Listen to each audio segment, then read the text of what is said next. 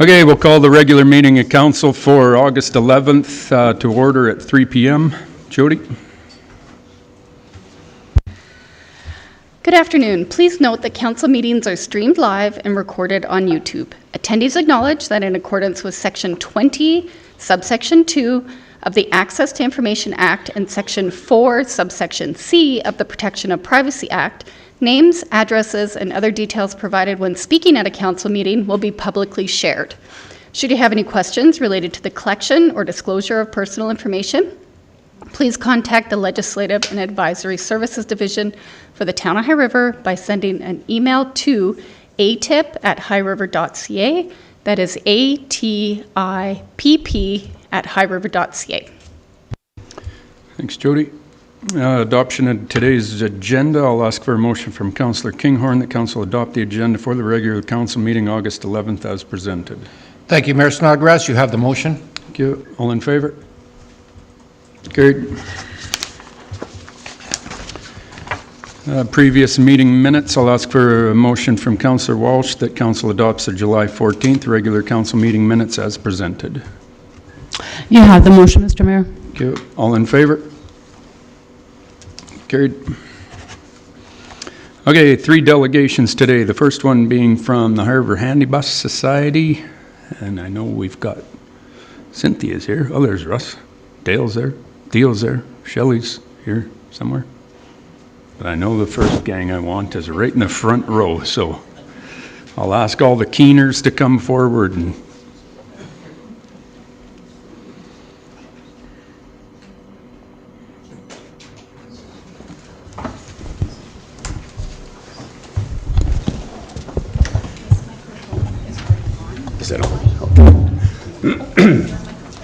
Thank you very much, Mayor Snodgrass, for inviting us to the meeting here today. Before we get started, I'm the past president of the High River Handy Bus Society, and I'd like to introduce the other members of our delegation. Cynthia Molnar Sherris. She's our recording secretary, and she also does our corporate work for us with the Societies Act. And Dale Liesel is our treasurer. And the man that makes it all happen is Theo Nadavo. Sorry, he's Theo. He does. He's the power of the outfit. And we also have a couple other directors from here. Bill Pallister and also Jan Richardson. They're here today as well. So that's pretty well our whole board of directors. The reason we're here is to just to apprise the council of where the handy bus service is right now at this point in time. And this service has been in effect for quite a while. And I know Theo has been with us for 12 years. And we're facing some challenges right now, mainly financial and also membership, board membership here. 2 years ago, we ran a small deficit. It seems like our costs are going up, and recently our revenues have been down modestly. We receive money from the town. We appreciate that for the in-town busing. We also have casino money. We receive money from service clubs and so forth. And also the clients pay a certain amount, and the FCSS and AHS, we bus. Now we provide transportation services not only in High River, but we also do it for the county, Foothills County, and we also do it in the town of Okotoks. Okay. Our problem right now is financial. One of the main problems. We ran a deficit 2 years ago, a modest deficit. The last year, our deficit went up considerably. Now, one of our older vans, we had to put quite a bit of money in it to keep it roadworthy. But this year, it looks like we're on the same path as last year. Our revenues have not kept pace with our deficits. Also, our vans are getting older. We have 4 vans. And they're going to have to be replaced fairly soon. I mean, the older they get, the more they're going to cost us for maintenance. So That's another consideration. We haven't had the money to replace any of the vans so far. It's been 5 years, I think, the last van we had replaced. So that's the other consideration. The government does give some money for this purpose. And under the Community Initiatives Program, we just received $46,000 from them last Friday, which we were very pleased to get. We had applied for 60, but they gave us 46, so we'll take that. We also qualify every 3 years for up to $60,000 grant, which is on a matching basis, on a dollar-for-dollar matching basis. That's good every 3 years. We can only apply every 3 years. But anyways, that's our financial situation, and we do have a solution.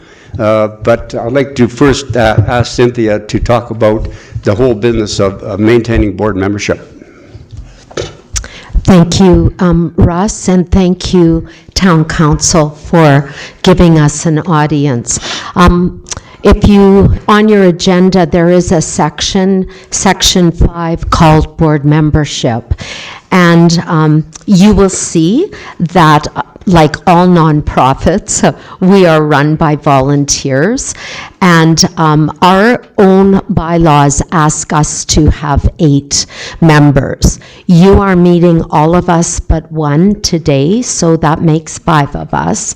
And there's actually a 6th person.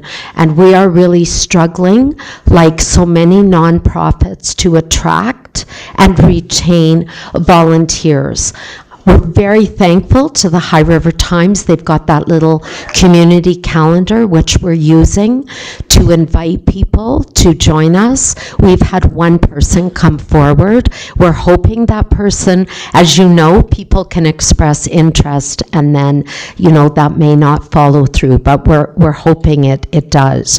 But as you know, with nonprofits, there's the financial piece, the buses. We've got a great general manager, we've got fantastic drivers, but there needs to be governance to oversee our society, and we are really struggling with the attraction and retaining. And I know we aren't alone. Many nonprofits will sit here and I know you're all very, very smart, and I taught 2 of you, and you're if anybody can help us, this is the group. But the issue is the financial is one piece, but hand in hand is the governance piece. And so that is pretty serious. Our AGM is in September. We'll be running a notice inviting people to join us, hoping maybe some of the people in the back section will come. We'd love you. I could turn around. You're welcome to come to our Handy Bus AGM. All right, and my Legion president told me to be brief, so that's all I will say. We feel our service is very important to the community. It gives seniors that are not able to drive themselves, also other members who are physically disabled in the community or have special needs that require special transportation. We believe this service is very important.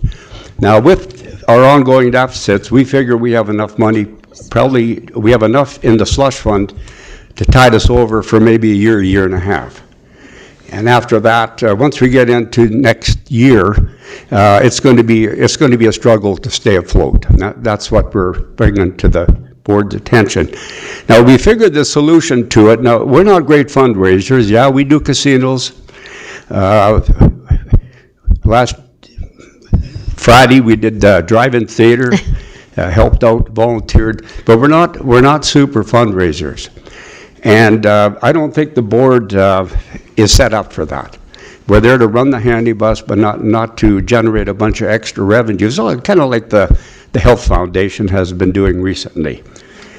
Our solution is this. I really think the 3 municipalities that we provide service to, we believe to keep the handy bus afloat, and to replace our vans, not just the operating revenue, but also the capital.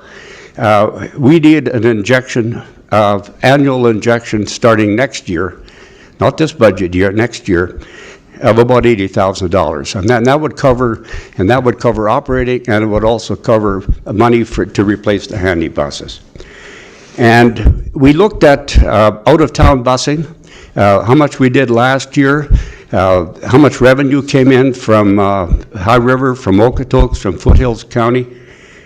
And using that, we came up with a kind of a formula to how we could apportion that amongst the three municipalities. And we feel that if a town of High River could provide an additional $25,000 a year, the town of Okotoks, which actually uses service a lot, $35,000 a year, and the county about $20,000, and that would kind of round it out. So we will be approaching the other two municipalities. But basically, that's, Mr. Chairman, that is the gist of our presentation. Thanks, Russ, very much. The county and Okotoks currently don't provide anything, is that right? No additional funding, no, just Right. what the people pay and what the FCSS and that, yeah. Correct. Yeah. And then for the additional $20K from the town of High River, that's additional to what we provide today, Yeah. right? Okay. We find the in-town busing, we don't charge that much. We charge $6 Yeah. each trip. And we feel the $25,000 that the town has for the last 3 years or so, that has offset the deficit there. Yeah. Yeah, you don't have to convince me on the importance as a former board member of the Handy Bus Society. Like, and I know a lot's been, I had one other former current board member, come and talk to me about this as well, and he threw out the idea of just the town taking over the handy bus, which is something that we actually discussed 12 years ago when I was president. But and he mentioned Strathmore did that, which I contacted Strathmore. They don't do that. They tried it with the town operating the handy bus itself, but they found that they cannot do near as good a job as the community did running the handy bus. So it is now back in with the communities running there, just like you guys are with the board. But at the end of the day, it's 100% a financial issue that we're in, and it's hard, to say, well, just up the rate of pay, but that's tough to do, right, with the demographics and the clientele. So this is absolutely a consideration that can be brought. It will be brought forward to actually the new council in October, and the next budgetary cycle is where these kinds of funds would have to be allocated. But I'm glad to hear that you are going to go directly to Foothills County and directly to Okotoks. But yeah, we know the state of things. It hasn't changed much, has it, Theo? Other than that, the vehicles are older. And require more maintenance, and vehicles are extremely expensive to replace now. So, any other questions from council or comments? Councillor Nychuk. Well, first of all, just a thank you for the delegation today, but a big thank you, Russ, to you and everybody, in that you brought a solution. I don't want to say it's easy to come to council, because to come and sit at that table has its pressures, but to come here and provide a solution and an ask is, for me at least, and I'm sure the rest of council, we really appreciate that, because it's easy to come with a problem, but when you have a problem and you come with a solution, it helps us to deliberate and look at the opportunities as well. It's that's very much appreciated. Yeah, we can't speak about budget 2026 because none of us know if we're going to be sitting here right now. But I think all of us support finding some funding for this, absolutely. And I think what we can do now, if you're approaching Okotoks and Foothills, is that we can provide shall you say, political lobby from our side in having some conversations with members of those councils in regard to helping. You know, obviously their communities, their residents are benefiting from this. So it would seem to be common sense that they might want to help contribute to the cost of helping their own residents, but I think that's something that as a council we could probably, that's something immediate, and then the budgetary consideration would be something that follows the next election. So thank you for your time. Yeah, we decided that we'd try to keep it going. Like I guess we could have thrown our hands up and said, look, we've had enough, we're going to go broke here in the next year or so. Would you please take it over? But our society, we want to hang in there and we want to do the right thing and keep it operating. And we certainly hope that the other two municipalities will feel as positive as you, and thank you. One other question from Councillor Barton. Sorry. Russ. Thank you, Mayor. I really appreciate, much like what Councillor Nychak had to say, I know we all appreciate the work that you guys do. It's an invaluable service. The one question I do have, it just said in your proposal to meet the challenge, there's a comment that said capital costs associated with orderly replacement of the fleet vans, $35,000. Now, is that like an annual budget number? Yeah. What kind of van, like, do we need to replace the vans like every couple of years, or what kind of schedule do we have? Well, right now, the vans we have, we're going to have to replace them here probably over the next, what do you say, Theo, 5, 6 years, 7 years? Well, the 2007 in the next year and a bit, because it's already old and it's sitting at almost 200,000 kilometers. Yeah, and the one has, I think the 2019 has 310, I believe, doesn't it? Yeah. So they're getting up there, and we do have to replace them. Now, the 35,000, we have to have matching funds to provide to apply to the province under the Community Initiatives Program. Yep. But we're not assured we're going to get it. Right. This is the whole issue. Now, we have to have the money in the bank so we can match our dollars against theirs. And matter of fact, once we get a positive word back from the municipalities, we will right away apply right away for that money. And the vans cost over $100,000 because you buy the van, then you have to take it in, you have to retrofit it. You have to put in the wheelchair ramp and all that kind of stuff. So the intention too is to buy like a new van and then, or is a newer van? Like, what's the intention when we do the replacements? And it's just for information. Yeah, well, I think you mentioned the 2007 is the one we'd replace. Because it's getting pretty old. Yeah. and we just keep replacing them, you know, as we can afford to. Yeah. But you purchase a brand new van and have it? Yes. Okay, gotcha. And there's a place in Calgary apparently that's what they do. They're able to do it, and it isn't cheap to have it done. But, yeah, I can imagine so. Okay, appreciate that. Thank you very much. Perfect. Thanks very much, guys. Thank you. Appreciate it. Thank you, Council. Cindy, we know you're in trouble when you're coming to your two favorite grade 10 English students to ask for help. Flawless students. Top of the class. Thank you for passing us, by the way. Highwood Center Memorial Cenotaph replacement. Tim and Linda are here, and Riley.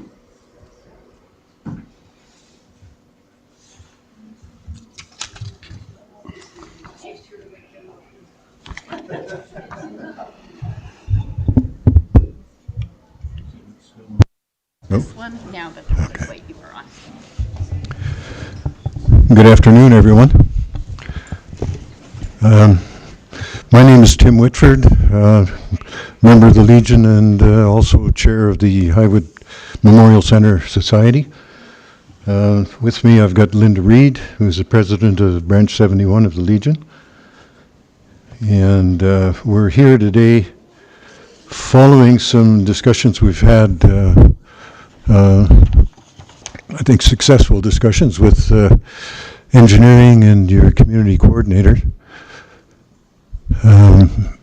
We had a few wrinkles related to geotech considerations around the design of our cenotaph, and they suggested that we come here and just do a last review with you folks, and if there's anything council wishes to change, which we've heard some word about, we need to get that finalized, and we're going to be shovels in the ground in September. So just one last check off, really.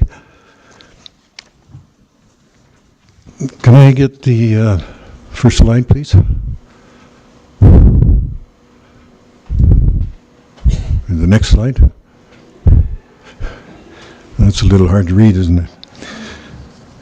The review is timely in that council has considered relocating the memorial, and I've been asked to review the approved scope of our project to provide clarity before this opportunity is lost. The opportunity for the town to contribute to the project is also available. Any contribution would be recognized on the donor recognition plaque, which will be in the Highwood Memorial Center. There's also an area in front of the cenotaph which is occupied by kind of an overgrown hedge and a flower bed, which might be available to the town for an improvement project in the area, not this year, but it is certainly there, and we'd just like to raise that thought. And there's still some flexibility in where the concrete replacement cutoff will be as part of our project.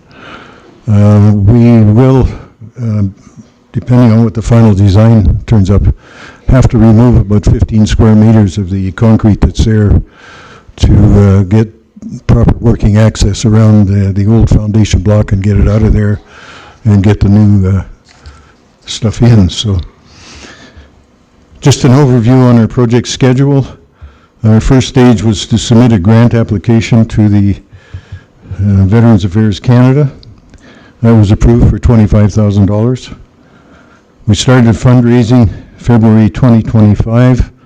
We're essentially at 100% of our fundraising goal. We had targeted to finish civil work completion by September 15th. We're getting a little tight on that, but that is still actually achievable if we have good weather and our design gets to us at the right time.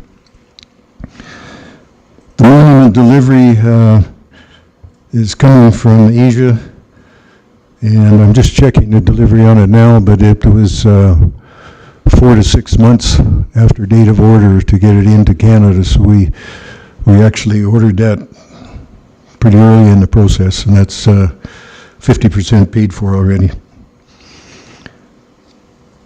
Our desire is to hold a cenotaph dedication ceremony following the November 11th service in the center. And as soon as the project is complete, we will dissolve the ad hoc committee and get back to normal life. The project scope is to, you're keeping up with me, thank you. Project scope is to salvage the scroll off the existing memorial. It has the names of World War I casualties. This memorial was initially installed in 1934 across the street here, and then relocated post-Second World War, actually after the center was moved in from the Air Force Station. This is only for the World War I casualties. Inside the hallway in the Memorial Center, there's another record of World War II casualties. So our intention will be to clean this scroll up and mount it with the World War II one, pretty close to where the World War II one is in the center right now. We would plan on demolishing the existing memorial. It's a sectional assembled monument anyway, and remove the foundation block probably in one piece using appropriate equipment. Now, we've had to change some of the scope since I did this slide. We were going to go with a new floating foundation pedestal. And this is what raised the geotech concerns. We've hired an engineering consultant, and on the next page I'll go through some of it. But it changes the procedure for doing our installation, and it really simplifies the required certifications, especially the engineering certifications. It was quite a cost factor. The new memorial will go in, I believe, in 4 sections, be assembled on site. At the end of the project, we had planned on upgrading the security monitoring at the center. That's actually been completed at no cost to the project. The RCMP has used some of our footage for a vehicle that crashed into the building across the street from us, so the resolution's pretty good. And we'll install some sort of solar lighting. Our intent is to keep this thing illuminated, and the cameras will be a lot more effective that way. The scope review, the geotech questions. A company called Tetra Tech did a review for the town and flagged several questions. We actually had our contractor forward that to another engineering company, and just based on what was on the sheet of paper, it came back at about $14,000 in increased cost. The scope was just kind of ludicrous the way they read it, but they're used to working for municipalities and pad the bill up.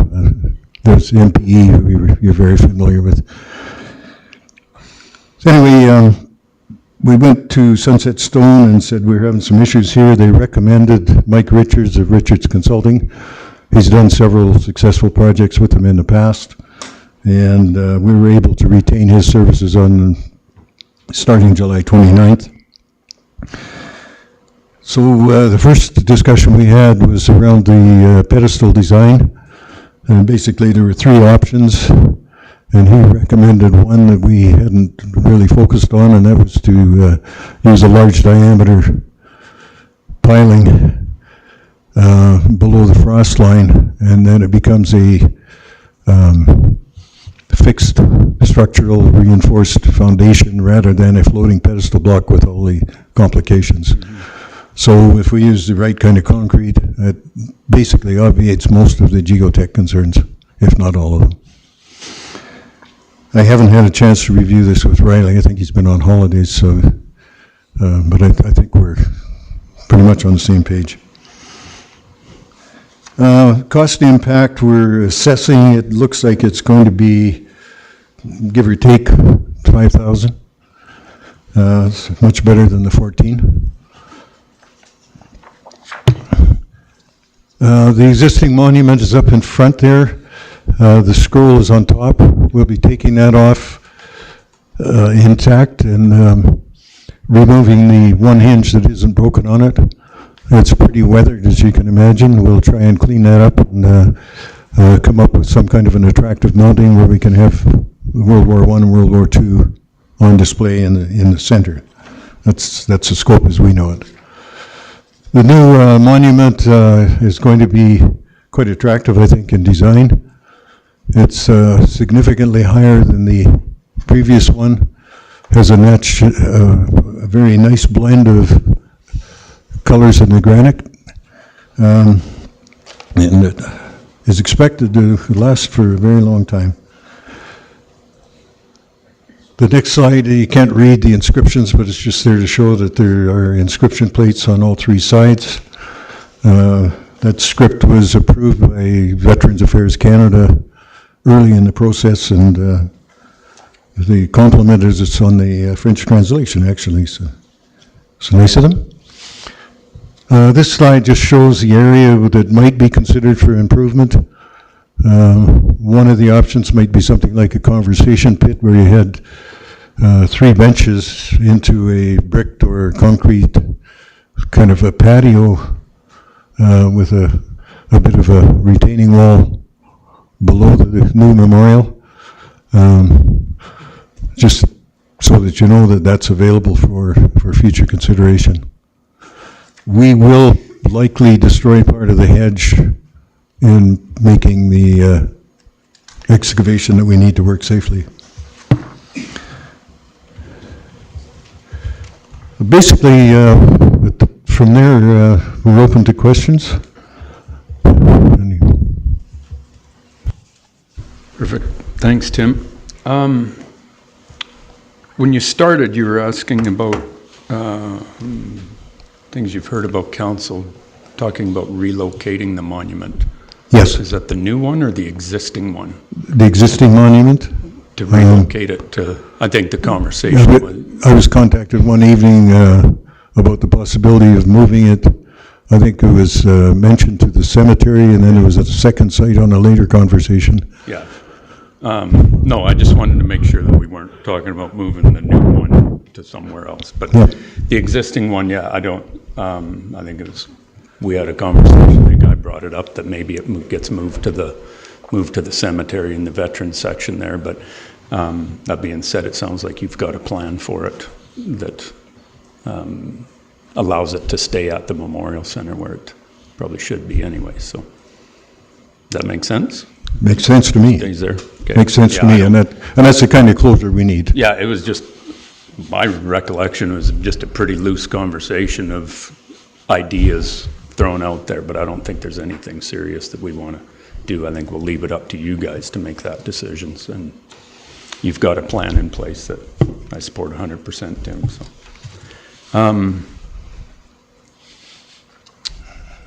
the future, like the engineering end, you're going to work with Riley on Yes, that, correct? yes, we need to So close that's the in loop, play. yeah. Same with, I think, the future landscaping. I think we're wide open to see what that looks like, and again, it'll be future council that decides on Yep. what that would look like. But I think working with Riley and Darlene on what the landscaping would look like and coming up with a plan on that end would be where you head for that one too. So Yeah, and you're that doesn't. working with the right guy, Yeah. as usual. So, but yeah, for clarity, I think the existing monument, do as you wish. Your plan is perfect. Thank you. Good. You got anything to say, Auntie Linda? No? No, Are we done? I'm just here to make him look good. Yeah. Oh, you did a good job. No other questions from council? Perfect. Thanks very much. Thank you. You're welcome.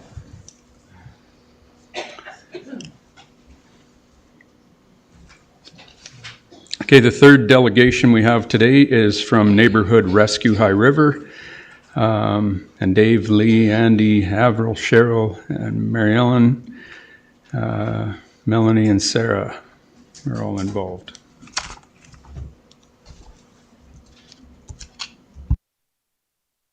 When the red light is on, that means your mic is on. Mayor Snodgrass can.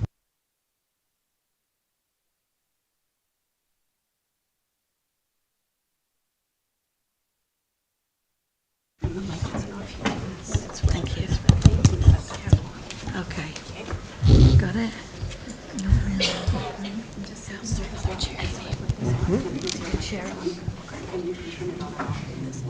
Thank you. Next, Cheryl.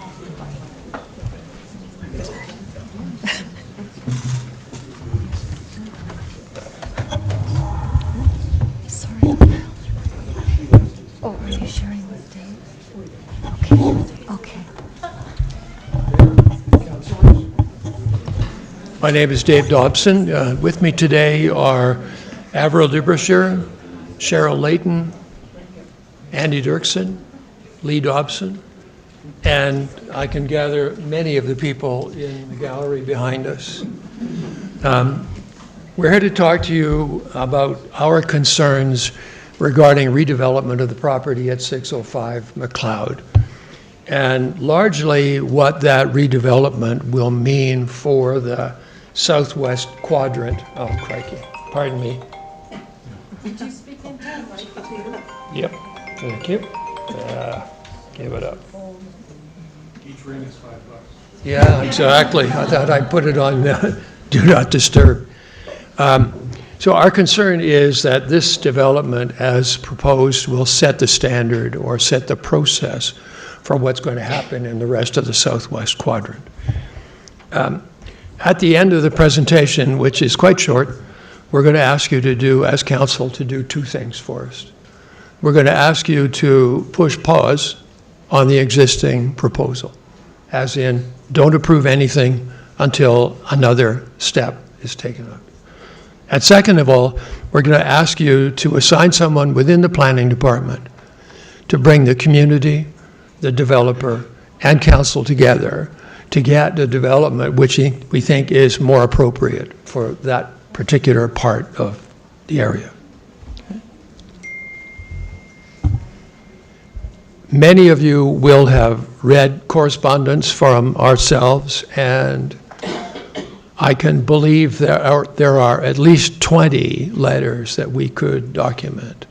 So I thank you for your time in reading those letters and absorbing our concerns. Some of them are quite impassioned, I'm sure, and so many of them are well thought out and assembled.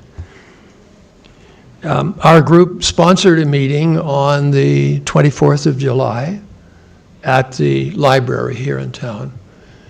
We distributed leaflets and encouraged people to come and attend. And we had 57 people attend that meeting. We thought that was a reasonable number. We invited Mr. Leporte, the developer, to attend and to provide a more concrete, up-to-date information than we had at the time. Mr. Leporte did attend, but was unable to do any more visual presentation in terms of what we would expect.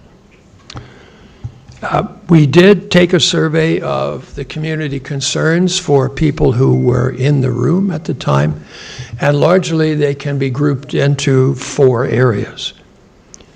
Preservation of the historic character and heritage of High River, the scale, massing, and aesthetics of the building in relation to its neighbors, the parking and the flow of traffic, particularly as it relates to the entry and egress of both service and emergency vehicles to and from the property.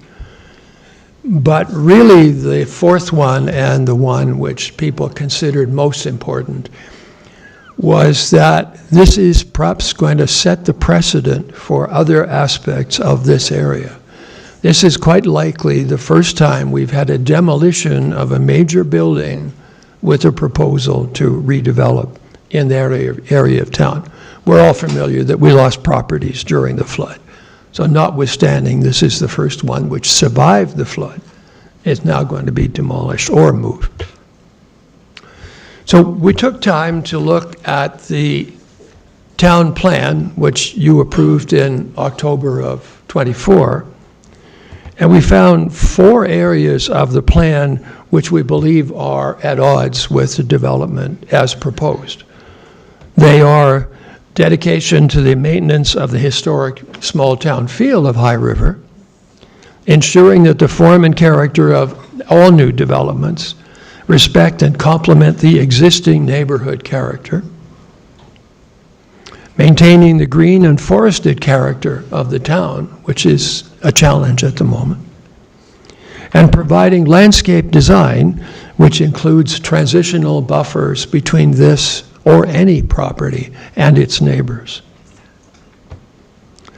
We believe that the development or redevelopment in this case, as presented, puts the town of High River at a crossroads. We're going to be forced to be bold on this application and others.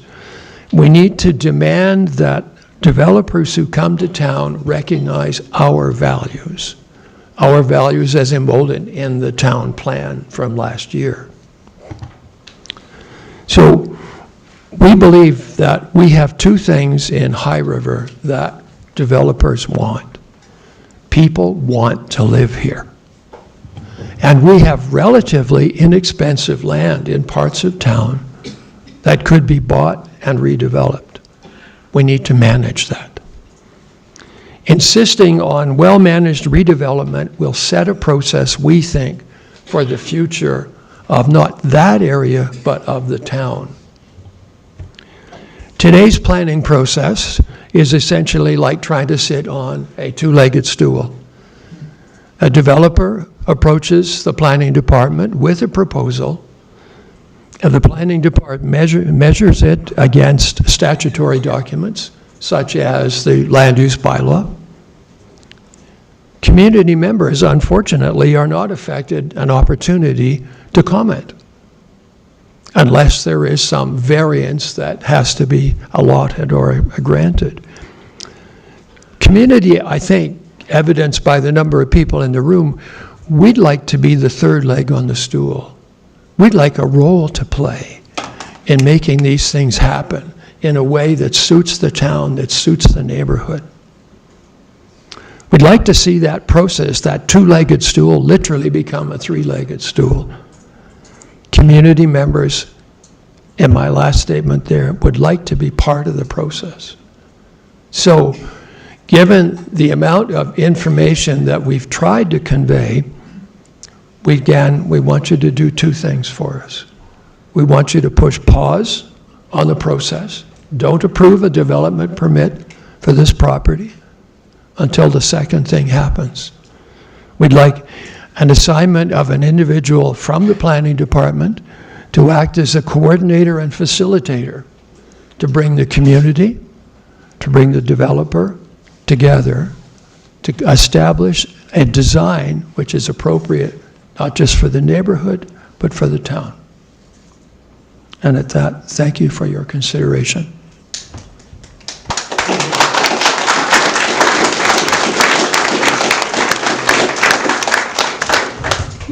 Well done, Dave. Thanks very much. I'll get into questions from council in a second here. Just a couple of things to clarify. Your first request, just so I'm clear, on pausing for another consideration, another step, a second thing, you referred to it as. Can you clarify exactly what that second thing is? The second thing would essentially be exemplified in a planner bringing together a developer, bringing together members of the community to say, okay, we have a design proposal. We're not sure that the design proposal is right for the community, so let's have a conversation amongst the planning, the community, and the developer to say what would be more appropriate. We're not anti-development. We expect development will occur. But we'd like to see something with better massing, better buffering between this and other community properties. Does that help? Yeah. Yep. No, I appreciate that. So your two requests being that one, and then having a member of our planning staff assigned to this, that happens with every project, and this one does as well, right? The conversation often is between the developer and the planning department. That's correct, yeah. In this case, we'd really like to see, as I say, the community be the third aspect of that. Typically... In every development permit? I've actually seen it work. This is where we get... For clarity's sake, I've actually seen it work that way. I was on the development committee for the area of Rosedale in Calgary. Okay. And Calgary Planning afforded us the opportunity to provide our commentary. So they would provide the plans for the building, and we were able, as a group, to assemble a letter that would go back to them. Okay. Here, I'm imagining more than a letter. I'm imagining an actual meeting where the planning department is the facilitator for that meeting. Okay. So the land use bylaw is the legislated law of how development goes. The current proposal, which we do not have a complete application in with planning right now. So, but the current proposal with the sign that Jordan put up with the image on there and everything, currently the scale of it does not conform to the land use bylaw. The size of it being 3.5 stories is a half story above what the land use bylaw allows, right? So, you know, if the developer comes in and abides by the bylaw, like many developments do, that's the document that sets the rules for that, right? So when we get into our own emotions and personal feelings, and I've got a lot on this property. As soon as I heard about it, red flags were going off in my head. Oh no, because I grew up on 6th and lived my whole life basically in the Southwest and know the property well. And no, we don't want to see the beauty of that little property go away. It's fantastic, and you know, I've got concerns, of course, with the scale of it. I've got concerns with the amount of trees that would have to be removed to accommodate what parking there is. The attachment to our history in High River is also very emotional. There's no question, which is where we get into historically designated properties, which this is not one. And properties, Halid gave us a presentation on how this all works down in the committee of the whole meeting beforehand, because I'd asked him to actually look into, because there was a couple of comments that I was receiving as, you know, the town needs to designate this as historical. Well, no municipality does that. The municipality does not go around and say, your house is now historical, your house is now historical. The only one that can do that is the property owner. And then it gets through a bylaw process where the town officially designates it, but it has to be on the request of the property owner. I don't think anybody in this room wants council or the town of High River to start going around and putting stickers on your door one morning and saying, your house is now a historical property and this is the rules that you must abide by. I just want to clarify that, right? I'd like to add, if I may, that's not what we're asking for. Okay, no, I know. I'm just saying, okay. I'm not saying that. I know it's a comment that's been brought to me over this property. Why didn't the town do this? And that's just not how it works. So in 2012, the town went through a process in the Southwest Pacific, right, Halid? Southwest, yes. Southwest Pacific, and they assessed 20-some properties and a statement of intent. Statement of significance, historical significance to our town, and 20-some properties were designated in that. The property owners were notified at that, and then it's up to the property owners as to whether or not they want to actually have their house designated historical. Was that one of the 20? Pardon me? Was that one of the 20? It was. That was one of the ones on the statement of significance. Yes, it was. So I just really want to clarify how historical designation works for everybody. It's not just the town that goes along and does it, because that would be very dangerous. The other piece is architectural controls, and we are having conversations right now in adding more architectural controls to our land use bylaw. I also have grave concerns about council being involved in architectural controls, because my own personal experience with my wife and I and our business and the new build that we built down there, which was a very modern design that's not historical to the character of old High River, right? So that's just, and that's our investment, that's our money that's building it. And so we've got to be real careful as to how far we go. When we wrote the land use bylaw, after the flood with the Pratt committee was highly involved in that, and the community was highly involved in it as well. But you know, the big piece of that was to allow more flexibility and allow more creativity with redevelopment to be able to, you know, increase density a little bit, carriage houses, those kinds of things in above garages, et cetera, which we've been very successful with in the Southwest. So as well as when we talk about, you know, it's got to fit into the existing buildings around. Well, if we look at the Southwest and you go directly, number one, go directly across the street, the hospital annex building being whatever, 2.5 stories.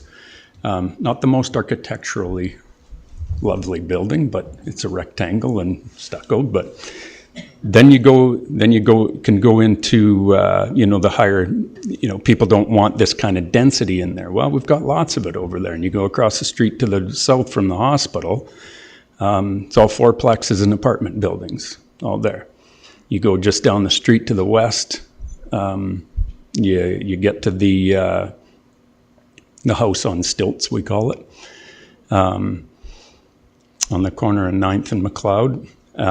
Corner of 9th and McLeod, you get to the Medicine Tree Manor, which is a massive, high-density, 3-story structure. You go down the street go to the north of 605. Well, now you're into 4 stories, being Spitzy House. So this isn't, you know, having a 3-story apartment building is not an astronomical thing in the Southwest. There's quite a bit of it. What the concerns are is, of course, the scale of the building currently does not conform to the land use bylaws, 3 stories. Parking is a big one, and I've discussed it with Jordan, the developer. I've discussed the scale of it. The parking in our current land use bylaw, we do not have parking requirements for development in High River. There's a reason for that. When we, I'll explain briefly, but when we started looking at the changes of the land use bylaw, the most glaring example of how it's difficult to make it work is Carlson's right across the street at that time still had an outstanding issue to do with their development in that the town was asking them to provide 23 on-site parking spots. Yeah, it's just not going to happen, right? So the other piece is, you know, we talked a lot about residential neighborhoods and parking requirements for vehicles. Well, unless you're going to mandate how many vehicles each house is allowed to have, which nobody's going to touch that with a 10-foot pole, right? So, but when we get into high-density apartment-style stuff, I do believe we need to take another look at how that is and how much off-street parking these buildings need to have. Currently, there's 25 units and 16 spots, right? Which means we all know it's going to spill out into a street that's already congested to begin with, and you cannot park on McLeod Trail, that location.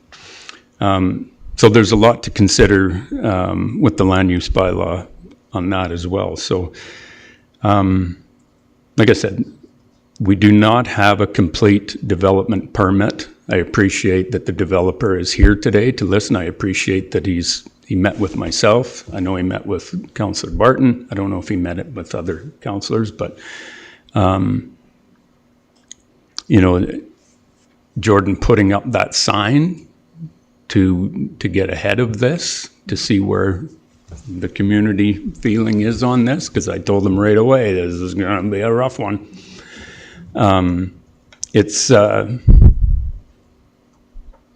I appreciate the amount that you are paying attention to actually what's being said and stuff, Jordan.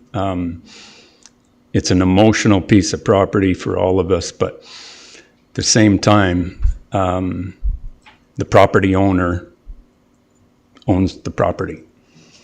And we've got to be very careful, and, you know, there are property owner rights with stuff, so. Go ahead, David. May I speak to a few Yeah, of them? absolutely. Let me take you first to the building that we think of as the hospital annex. Yeah. The hospital annex is essentially 2.5 stories. It's an old building. And what it has in terms of the offset to the massing of that building, it sits well back from the curb. It has trees in front of it. Trees mature today. It essentially sits in green space. So we submit that if you want to get the same comparator, we need to downscale the size of the proposal for 605. And that'll be something that's assessed in the development permit, because I think currently that is part of the setbacks are part of what would need to be requested as a variance on that. So those types of setbacks are listed, are outlined in the land use bylaw, and he would have to conform to those setbacks.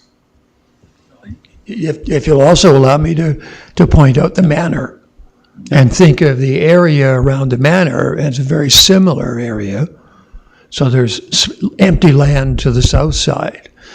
If we take an example of Spitzy House, on the other hand, Spitzy House, if you stand in front of it, the massing of that building, the almost vertical face of that building is quite likely something we wouldn't build today. Mm-hmm. Because just plain standing in front of the building is I can't describe it as an uncomfortable feeling, but it's big. Yeah, and that's also addressed in the new land use, in the current land use bylaw, but the one we addressed it, that you can't have just this massive solid face like the Spitzy House. I'm glad you pointed that out, because now you have to have it staged back as you go up, right? So for that exact reason, Dave. Thank you. I will try to answer any other questions that people have. I'll open it up if council has other questions. I appreciate this is the engagement that you and I talked about, Jordan, and I gave him the idea of putting the sign up, but because that's what what Lindsay and I did on our property when we did it. We put a big 4x8 sign up and told everybody what we were doing, and it allowed people to give me a phone call and ask, what's that? Putting a funeral home there and a crematorium there, oh my God, right? So I was able to answer and deal with a lot of those questions before we got too far down the road and had problems. So I appreciate the fact that you did that, Jordan, and you're allowing people to, and you're attending this kind of stuff, because it ain't easy coming into a room like this, and nor at the library. So, but I'll open it up to council. I just want to go back.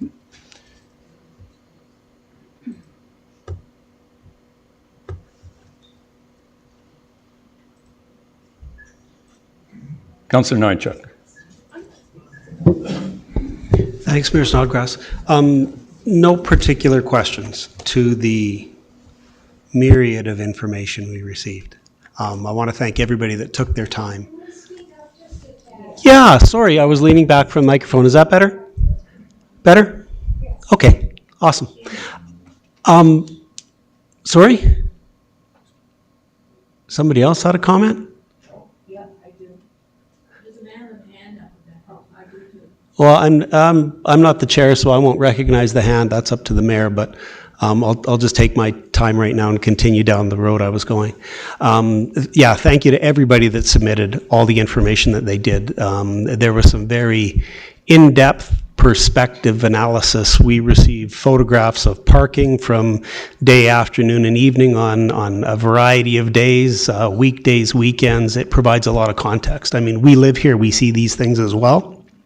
But when somebody takes the time to provide that to council, it greatly assists in our deliberations and our understanding of where the community is coming from.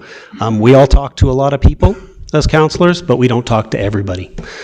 We do our best to get that engagement. but we also rely on the community coming to us in the regards that they can, whether that's a phone call, an email, a letter, whatever it might be. So thank you for that. I do want to say, at the stage that we're at with this development, there are lots of considerations in place through the policy and procedure that is there. So we have a town plan, we have a land use bylaw, we have bylaws, we have policies and procedures. All of those things have been put in place not exclusively by this particular council at our whim. All those things come as a matter of community engagement and input. Some of those things have public hearings, some of those things have engagement sessions. All those things that are created to run our town don't come from each individual sitting at this desk. Some of those things we might have had input in during our time here. Some of those things pre-exist our time in this chair. But those are the guiding principles and the tools and the resources that we use to ensure that we maintain our community. In this particular example, in my opinion, we have a land use bylaw that we created that received national recognition awards. For its outstanding recognition of our progressive nature of looking at the community. What I've found now that we've gone through that, we're trying to be very open in people's ability to design and create within our community context. There may be some things there that we need to revisit at this point. A land use bylaw is, in my opinion, organic and needs to be reviewed. And I think this particular example brings that up. That doesn't mean we rush to change it right now. I think at this point you have a very engaged council that also has all the same concerns that many of our residents have brought up. We have a community we love and adore. We have a aesthetic that we appreciate.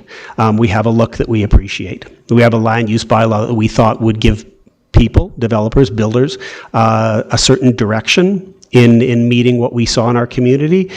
Whether this, as it presents in one picture that I see, whether it represents that or not, that's up to opinion at this point. I think it's quite large in scale and mass, but we've got a gentleman here that's very engaged, that is sitting here today to listen to these things. And again, as Mayor Snodgrass said, we really appreciate that. So thank you for taking the time to be here. And this is, at this stage, is very much a working relationship with that individual and his project.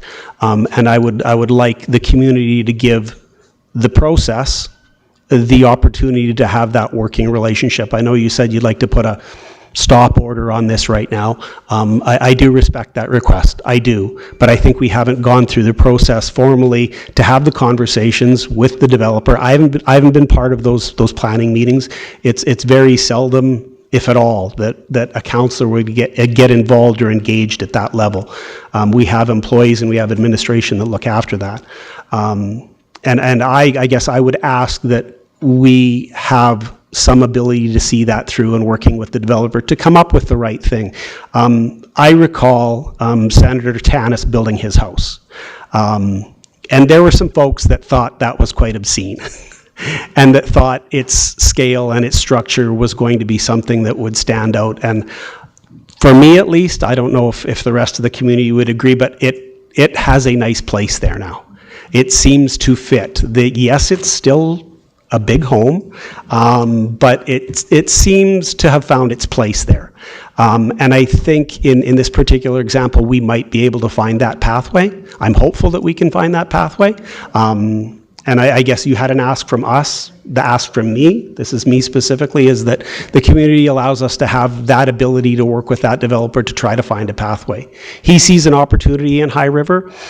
We like people to see an opportunity in High River and give us that opportunity and possibility to move forward. Housing is something we're always going to need. Perhaps this is, the next best, greatest thing that High River receives. Could be. Could, on the other hand, be an entire flop. We're going to work through that. But I guess that's my ask back to everybody here that has shown a great interest in what's going on here, that we're allowed that process to move through, and that we'll continue to communicate as we are here today with the community on how that's going. So that's from my perspective. I don't know if any other councillors have some comments. Thank you. So just to note while we're talking here, I received a text from a former Heritage Board member years ago where the owner of this home previously did consider having it designated as heritage, but because of the rules that go along with it, he said, no way, not doing it.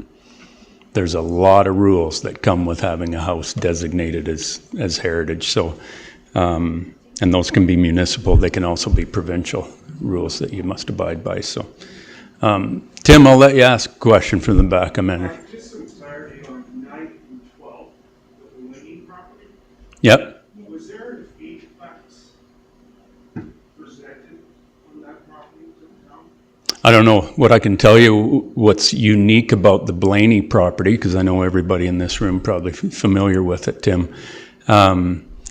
The Blaney property on the land titles had a caveat on it that the adjacent properties to the north on 8th and to the north on 9th had to agree with whatever redevelopment there was.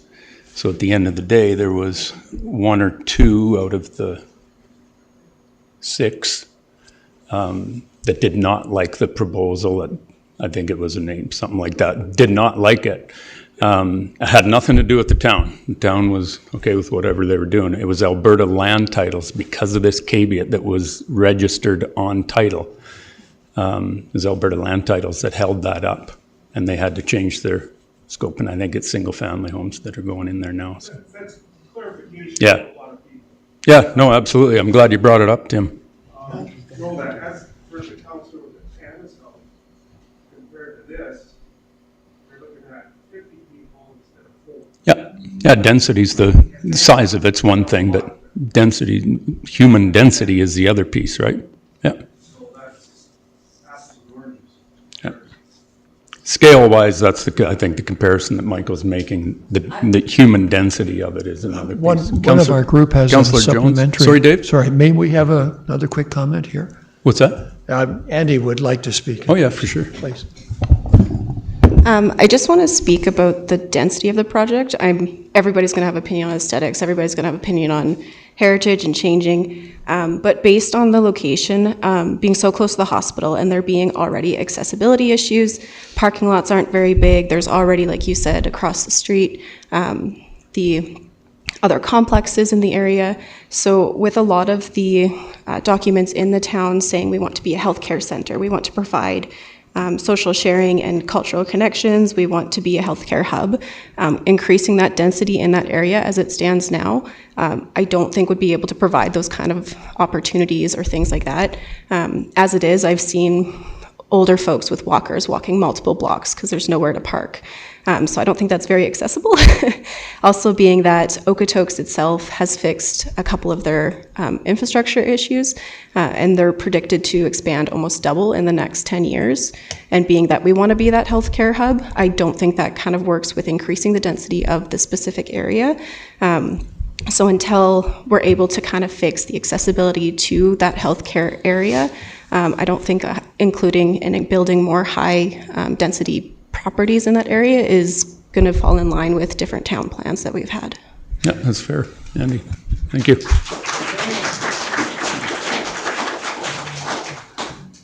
I think we're good. Yep. So we're awaiting another development application to come through and it be complete, and we'll see if any changes have been made to the current configuration, and we'll allow it to go through this process. Sorry, Jenny, go ahead. Thank you, Mayor Snodgrass. I actually just wanted to say I love when community gets involved in a common goal, and understanding sort of their perspective and their ideas is really important, I think, for us on council, because as Councillor Nychuk suggested, we can't talk to everybody. And just so you know, there was, I think 67 letters attached to this agenda. And just, I want you to all be aware that we do take a look at those. We do look at your perspectives and your ideas and suggestions. You know, you're not all going to get your way. We do have process that is out there, but it's a learning curve, I think, for everybody. And, you know, there might be some things that definitely come out of this that we can carry on in the future for that area, and considerations for things like parking and for the hospital and, working on that. But thank you all for your time and some of those very detailed, long letters.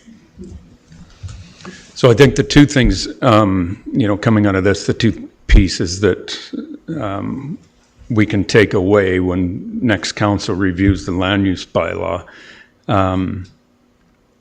is, apartment style, whatever you call it, higher density development and instilling parking requirements, on-site parking requirements.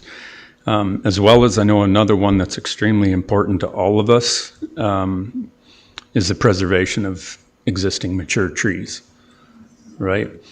I know after the flood on our street, we had an enormous amount of homes that were tore down, and redevelopment is finally done as of about an hour ago. With McLeod's house across the street there. It took a long time to get it done, but it was sad for Lindsay and I did not like to see the number of chainsaws that came out to take down big mature trees around us that to build new homes. It sucks, but yeah. Well, I know your property. I know you're a tree guy. I watch you every day. So. Yeah, I think those two pieces, and I know Councillor Barton brought up the preservation of the trees, and I think that's an important thing. It's difficult, again, when it's on private property. That's where we get into the overhanded piece of government sometimes that we got to be careful of diving into. Go ahead, Councillor Kinghorn. Thank you, Mayor Snodgrass. There's a third thing that's come out of this. I'm not going to be here next year as a council member. Everybody pretty well aware of that.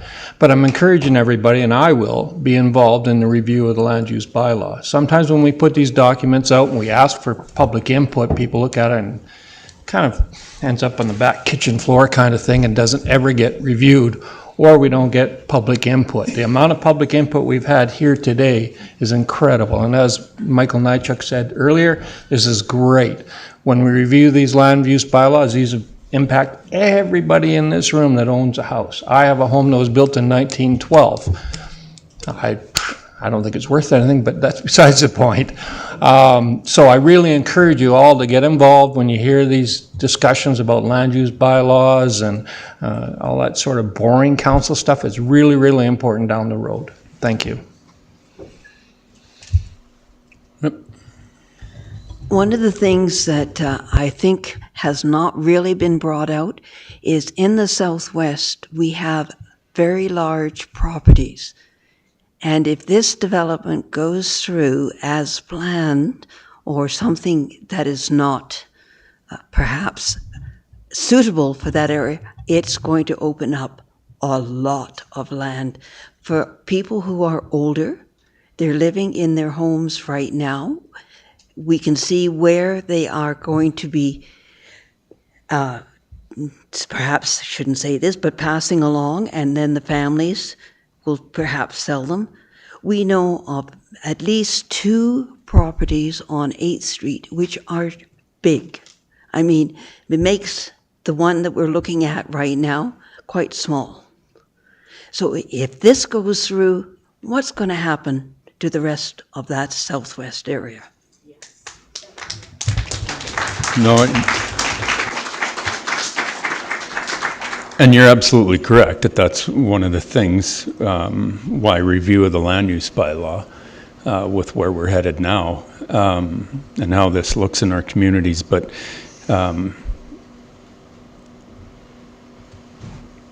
you got to be careful of what precedent we're setting for future development, right? There's no, we got to be very careful with, and that's where the only thing that changed, the only thing that can control that and deal with that is land use bylaw. That's it. That's the one that, sorry, Jenny, you came back on again. Thanks, Mayor Snodgrass. Well, I was going to say too, I mean, if there's some of those concerns too, the people who own those properties can start looking at ways of helping to save those as well, right? You know, had this particular piece been designated heritage when he had the opportunity, this wouldn't even be an issue at the moment. So those are some considerations too for your own homes and, you know, the people who have those properties. Excellent. Thanks, Dave. Yeah, we're good. Thanks, everybody, for attending. Thank you. Oh, sorry. Okay, I got one question. I'll take one more question. It's not really a Q&A, but we'll let it.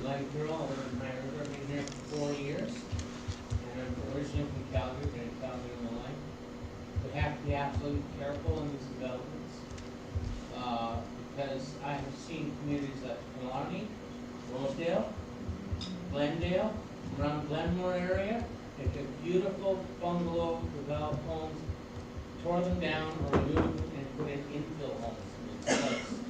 And I thought, my God, what a disaster. What's city council doing? But this is the problem that we're having before. If this starts, it's going to be a roller coaster ride for other developments like this one here today. And the question I'm going to ask, he wants to build a condo deck, is he going to live in one of them, or is he just an investor to sell them off? Yeah, that's not, well, it's often is. Lots of people build homes in High River and rent them out. Like, that's not part of, you know, oh, you're allowed to or you're not allowed to. If you want to come in and buy a property in High River and redevelop, it happens every day, right? Like, that's a dangerous road to go down that we're going to say yes or no as to who comes in. We're on one every single day in this room. So, thanks very much, everybody, for coming. Appreciate it.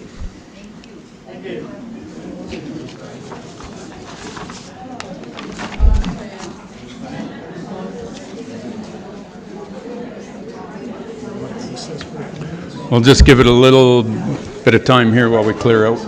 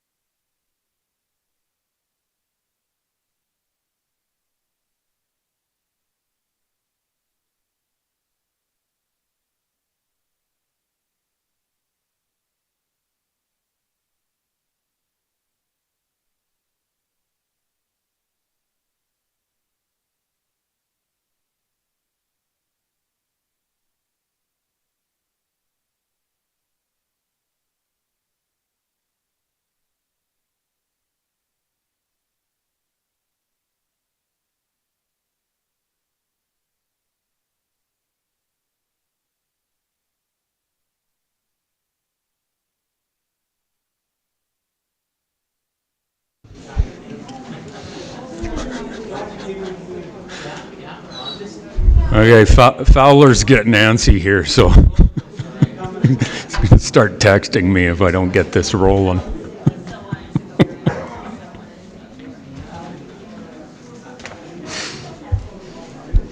Oh, by the way, Billy, tell Bruce Campbell to use your new bridge rather than those planks, and I don't have to haul them out of the creek. Appreciate it. Thank you.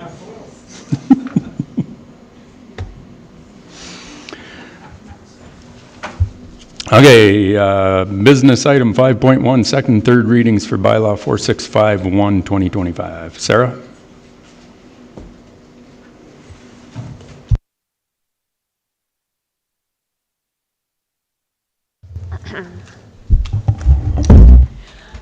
Yes, good afternoon, Mayor and Council. The purpose of this council presentation is for council to consider second and third readings of bylaw 4651, 2025, and that is for a site-specific land use bylaw amendment application. The property is within the Ellis ACP, and that is in the northwest area of town. The purpose of the application is to change the zoning. It's currently zoned Urban Reserve District, and the applicants would like to change that to Traditional Neighborhood District.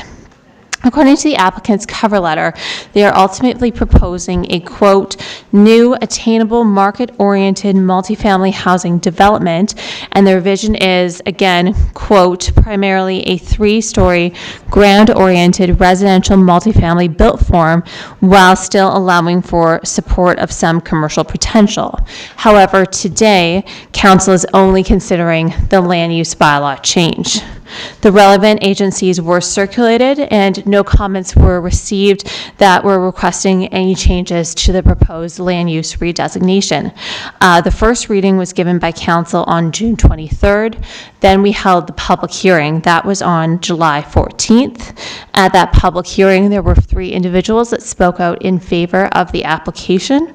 And there was a question from a member of the public regarding a traffic impact assessment, and the applicant confirmed that it is an requirement. They are fully aware of it, and that will be part of their application package for the development permit.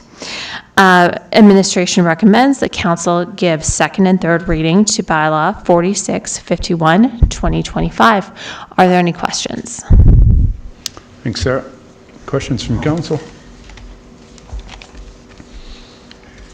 See none, hear none. I'll ask for a motion from Councillor Barton that council give second reading to bylaw 4651, 2025. And that council give third and final reading to bylaw 4651, 2025. You have my motion, Mayor. Thank you. All in favor? Carried. Thanks, Sarah. Thanks for hanging out, Billy and Dougie. Glad you enjoyed your afternoon. We're here for entertainment. Thanks for being so fast. Hey, no. Oh, God.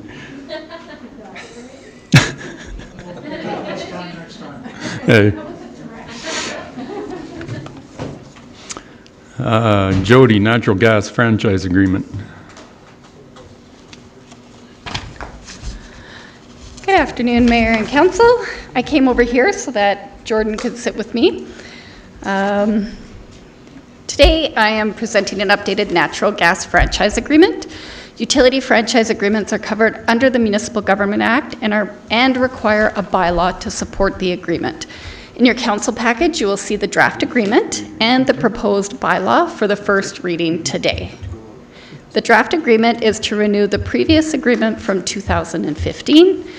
The bylaw, once fully adopted with a third reading, will also rescind that 2015 bylaw 4442, 2015. However, because we're only proposing first reading of bylaw 4652, 2025 today, that bylaw will remain in effect until bylaw 4652, 2025 is fully adopted. You'll also note that in the council package, the franchise fee is currently 20%, and administration is recommending this remain the same for the next 10-year term. However, ATCO has advised the rate can be reviewed at any time. In Alberta, the maximum franchise fee percentage for natural gas distribution is 35%. When administration reviewed the franchise fees for other municipalities across the province, there is a wide range of some municipalities that have 0 franchise fees to others being at that maximum of 35% franchise fees. The fee is calculated as a percentage of the total distribution charges on a customer's natural gas bill, and then the funds are provided to the town and form part of general revenues. If council agrees to give first reading to bylaw 4652-2025, I also asked that council advised on the draft agreement, so notes can be added prior to it being sent back to ATCO, and it's specifically regarding section 2, which is the term of the agreement. When discussing with ATCO, they suggested a starting date that is as close to when we expect it to pass, which is December 1st, 2025, because there is a process which is laid out in your council package there. With that, a 10-year term would take us to November 30th, 2035. Also under section 5, where I noticed when I was creating my speaking notes that it looks like in the package for council I had a typo and inadvertently referenced section 4 rather than 5. But under section 5, we do need to add the franchise percentage that we're looking for, which again, we recommend 20%. And then under section 21, we need to update the contact information to be the town of High River to the attention of the chief administrative officer at our main address and phone number. Does council have any questions? I will do my best to answer. Jordan is up here because this used to fall under a finance item to lead. However, with corporate properties and agreements falling under the legislative and advisory services, we've decided to shift it. It makes more sense to fall under my team. However, Jordan had a little bit of experience in his time here, because how long has it been? 3 months? Yeah, 3 months. 3 months. So I dragged him up here just to enjoy the process of presenting to council. Lucky you. Councillor Nychuk. Thanks, Jody.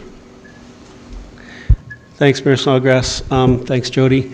On a typo point, first of all, page 2 of 72, the first sentence under background, according to the draft franchise agreement, the town and ATCO have had an agreement in place since 1927. Yes. I don't believe it's been since, ATCO wasn't around in 1927. Well, was that supposed to be 1972 or? No, it actually, if you look at the draft agreement, it does have the rates that are in place going all the way back to 1927. Hang on, let me.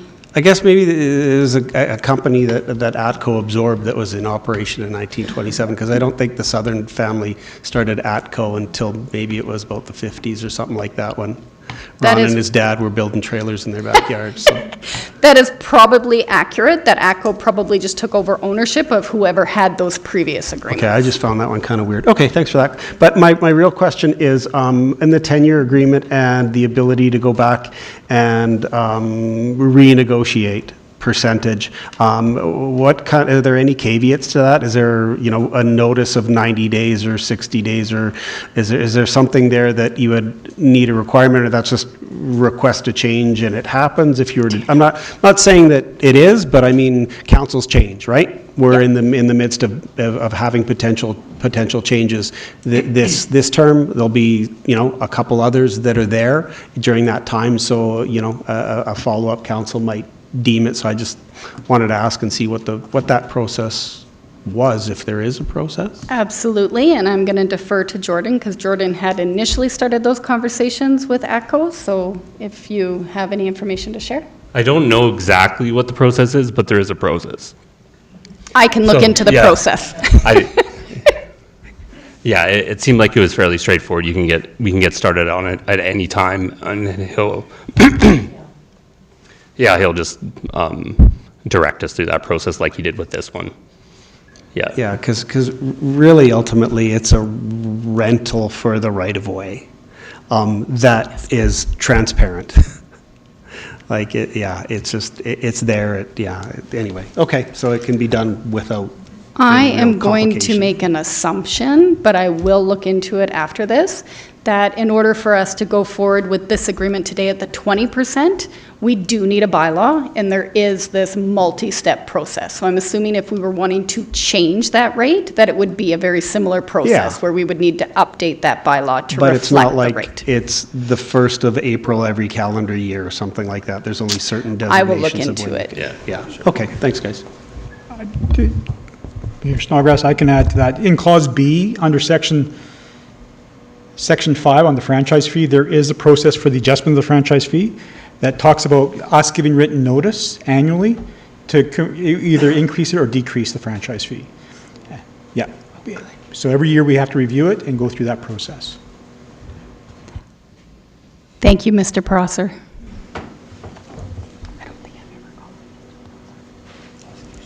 Thanks for checking the typo, Councillor Moore. Or, sorry, Nychuk.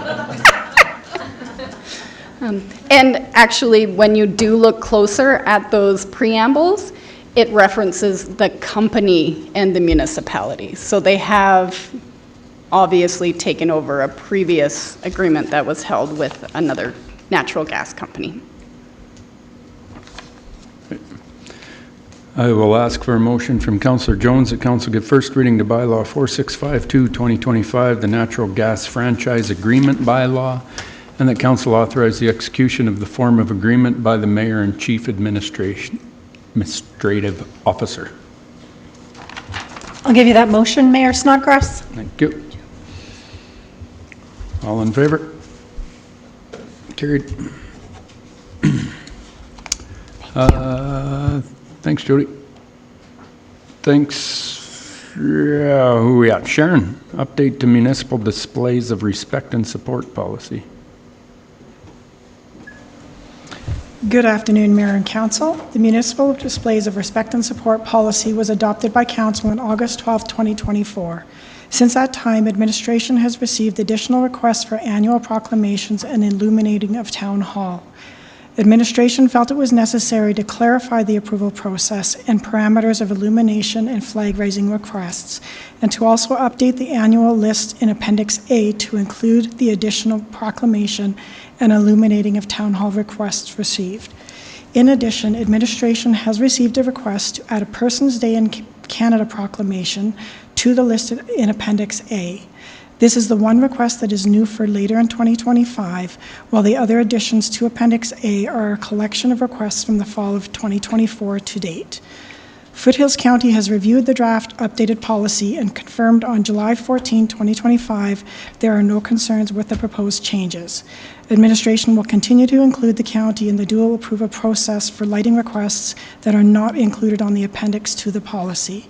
Does Council have any questions or comments on the updated policy? Thanks, Sharon. Any questions from Council? Pretty simple. It has the support of the county. So, Councillor Nychuk. Sorry, what is Persons Day? We added it to the appendix, but what's Persons Day? Anybody? I don't know what it is, and I didn't Google it, so. Is the presentation? Is it? Okay. Persons Day, the request for the... Thank you. The request for Persons Day to be acknowledged in this manner came from Francis Wright and Kimberly Gunn, who were here in March and presented the pink tea. Women Are Persons is a political action that happened many years ago. We no longer refer to it as Women Are Persons because we are all equal. Persons Day is recognized on October 18th. The inception, I believe, was 1929, if I recall. Do you have any other questions? No, not really. I guess the name is less than descriptive to the group, but. Yeah, there's a nice Thank outline you. in the letter within the council agenda. Thank you. I guess I missed it, so No thanks worries. very much. Appreciate it.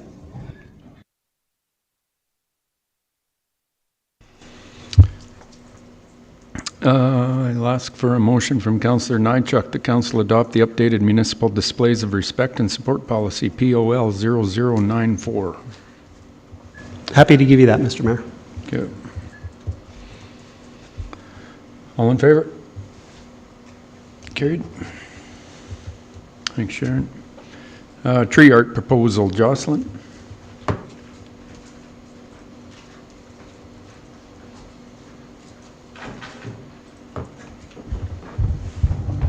Good afternoon, Mayor and Council. Today I'm presenting a community art proposal, and I have Lee Peckham with the High River Tree Art Committee here with me, and she has submitted an application to include one more tree to be carved in George Lane Park by Darren Jones from Rimbey, Alberta. The tree is located in one of the group sites in George Lane Park, and the plan is to carve multiple faces of prominent figures of High River's history. Lee has been working with the Highwood Museum, Jared Tailfeathers, and Angela Burdick to come up with the faces to carve in the tree, and each of the faces will be carved in chronological order. Some of the prominent figures that have been selected are in the agenda for your review. Lee is also working with Darlene, the park supervisor for the town, to come up with tree carving locations that are outside of George Lane Park. The total request for today is for $5,000, which includes the materials and the artist fee. Does council have any questions? Councillor Jones. Thanks, Joss. Can you let us know who these particular people are? No, you do want to? Yeah. So the scope has changed just a little bit. I actually met Angela Gray Burdick at Colossi's for coffee, and she is doing 3 history movies, documentaries of the town of High River. The first documentary is from the perspective of the Blackfoot people. So that on the screen right now is James F. McLeod, and he was the first Northwest Mounted Police colonel or leader that came to the High River area to control the liquor sales to the native people. So most of my people, I've got Chief Crowfoot, who was the chief at the time in the High River area. I've got several different indigenous people. I've got Running Eagle, Heavy Runner, Chief Bullhead, 3 bulls, many spotty horses, which will be down the tree. Now this carver, Darren Jones, he has committed to doing 3 trees, this being the first one. So the next tree, that is, I can't remember his name. Do you know his name? It's on the file. It is in the town of High River, history of High River, this gentleman's name. But he will be in either the second or the third tree. So for right now, because the Blackfoot people were here first, the first tree is honoring them as the movie is. That's David Thompson. And are you working with the carver, like, that he can actually do these faces? I sent the pieces of this list to him yesterday. He really delves into who these people are to get a feel for them. And yes, I have seen his work online, and he does do portraits into trees. He is prepared to come here on September 1st, be here for 7 days, staying at the Heritage Inn, and finishing the tree within that 7-day period. And then I will be QR coding the tree to Angela's movie. I like the idea of the QR code that people can get the history behind what is on the tree. Because, yeah, like to see some of the faces and possibly carved might be hard. I'm actually super excited for Darren Jones because last year I saw his work in Lacombe, which I know I sent you some pictures, and they are fantastic. Yes. If you look online, you can see them, but seeing them in person was incredible. And at that point, I think they're about 5 years old. Very well maintained, but very detailed. He's a very talented person, and I'm really excited that he was able to do this. Yes. So thank you. So he is actually turning 60 on, oh, I'm getting something from the boss. Is the guy with the pink? Sorry, it's Peter Fiddler. That's Fiddler, the thank one you. picture you couldn't remember. Reading the wrong text. Yes, so yes, he is famous across Alberta, and he is willing, he's coming here, this is his 60 year, his birthday is actually on August 29th, he's having a birthday party.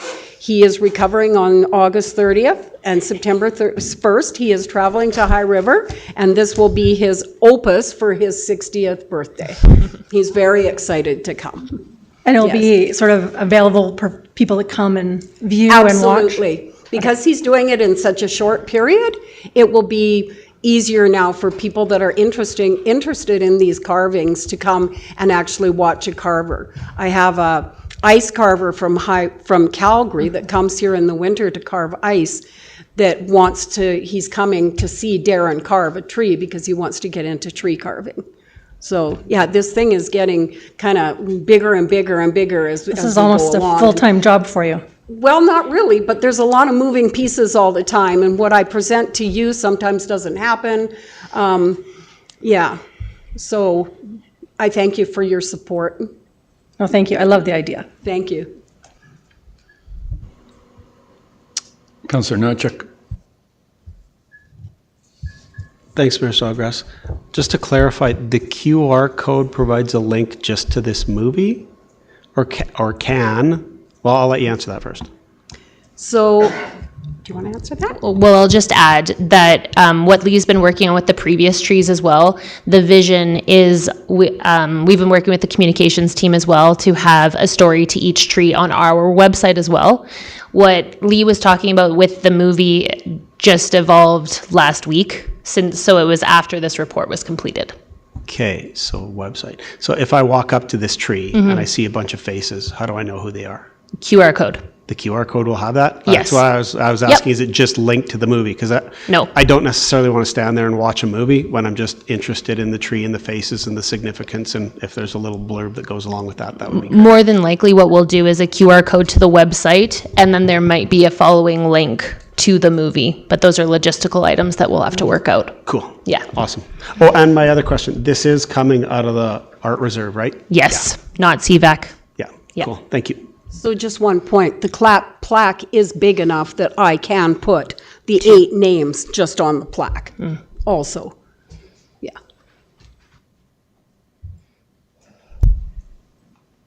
Councillor Kinghorn. Thank you, Mayor Snodgrass. Just to clarify, so it'll be First Nations in George Lane. So all the carvings are going to be First Nations, right? The first tree will be the Blackfoot people. She hasn't started on the second documentary, so she doesn't really know where she's going with that. Okay. But I will be working closely with her. I believe it's more about the Stoney Nakota people. No, I like it that it's Yeah. in George Lane. I mean, that's a Yeah. historic piece of property for Yes. First Nations people as well. Yes. So we're investing money in these carvings, which I think is great. I support it 100%. Have we looked at sort of what would be an ongoing maintenance? Do we have any sort of funding to ensure that these are around for a long time and we don't end up with issues like we've had with some of these other trees rotting and falling apart? So that would refer back to our community art policy that we had passed. I'm trying to remember I believe that was in March. So the maintenance is based on how we designated it. So it's actually supposed to weather as is. The intention is to use the right products when it's completed to try and allow it to weather naturally for its lifespan. I did write into Jared Tailfeather's contract that he maintains it for 5 years, his 2 trees, because he's local.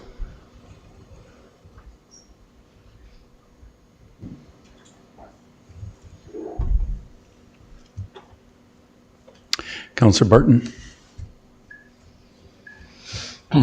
Thank you for the presentation. This is pretty exciting. I enjoy that we're getting involved in High River's history, because I think that's a big piece that we've been missing the mark on for years. Just my opinion. Anyways, thank you. So I kind of got 3 little questions. One is, are you able to send us the girl's name that's doing the the movies or whatever. I think that's just an interesting piece. Yes, that's actually, I just received a community art proposal for her film last week. Okay. So that will be coming to council, I believe, on September 8th. Okay, perfect. Yeah. And then, now I just evaded me what the next piece was.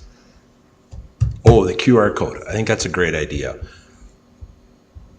This might be, and I might be kind of speaking out of term on this, but it might be something that we could actually build on with some of them are murals, because there's a lot of history in the murals, even though they're going to deteriorate over time, and or even what Smitty's doing with his artwork, his public artwork. So I don't know. It's because I live across the street from Smitty's, and you would not believe on a weekend how many people walk into his yard and take photos with all the different sculptures. And I know there's some in the northwest too, isn't there, along the path? So I think that's a great idea. So, and I can't remember what the third one is, so don't worry about it.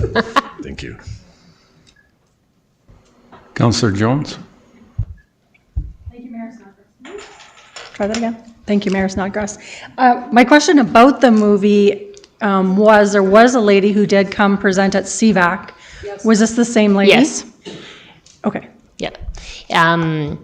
I feel like there's more that I'll have to elaborate on with you. I spoke with her today because I had some questions relating to what she was sending me for the community art proposal and what we funded through CVAC. Okay. And that will make a lot more sense on September 8th when she comes with me to present that. Okay, perfect. And I know to Councillor Kinghorn, we did discuss this, I think, in great length, that they are allowed to weather naturally, and when it's their time, it's their time, because spending a whole lot of money trying to save something, I don't know, change is inevitable, and I think it's important that, you know, it lives its life cycle and we let it go back to the earth.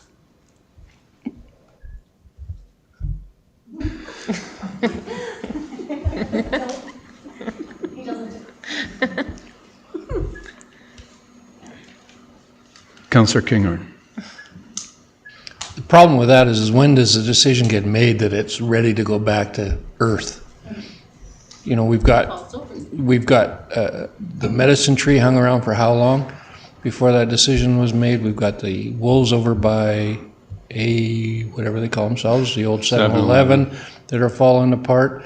So it really, to me, at one point it becomes uglier than what it's worth. And when do you try to get that cleaned up? And what sort of policies around that? And how do we manage it? Because there's nothing worse than having a bunch of carvings around town that look like crap. Thank you.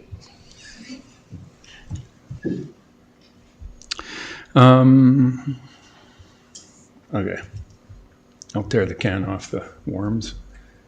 Can you take me through? We've got Peter Fiddler, James McLeod, David Thompson, and George Arthur French, correct?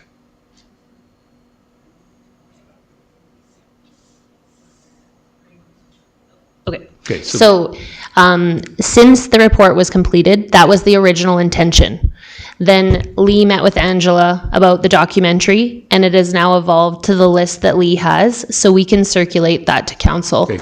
Can you take me through that list yep. right now, please, again? Chief Crowfoot. Sorry. Chief Crowfoot, James F. McLeod from the Northwest Mounted Police, Running Eagle, who was a great woman warrior, Jeremiah Potts, known as Jerry, a Blackfoot European descendant who was instrumental in helping to wipe out the illegal whiskey trade. Who was the last one? Jeremiah Potts. Jerry Potts. Okay. Yep.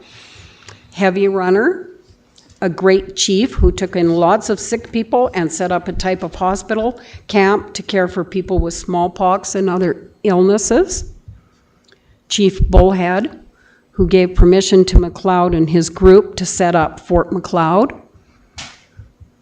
Three Bulls, he's the brother of Chief Crowfoot, was the first Mounties complainant in Canada against the whiskey trade.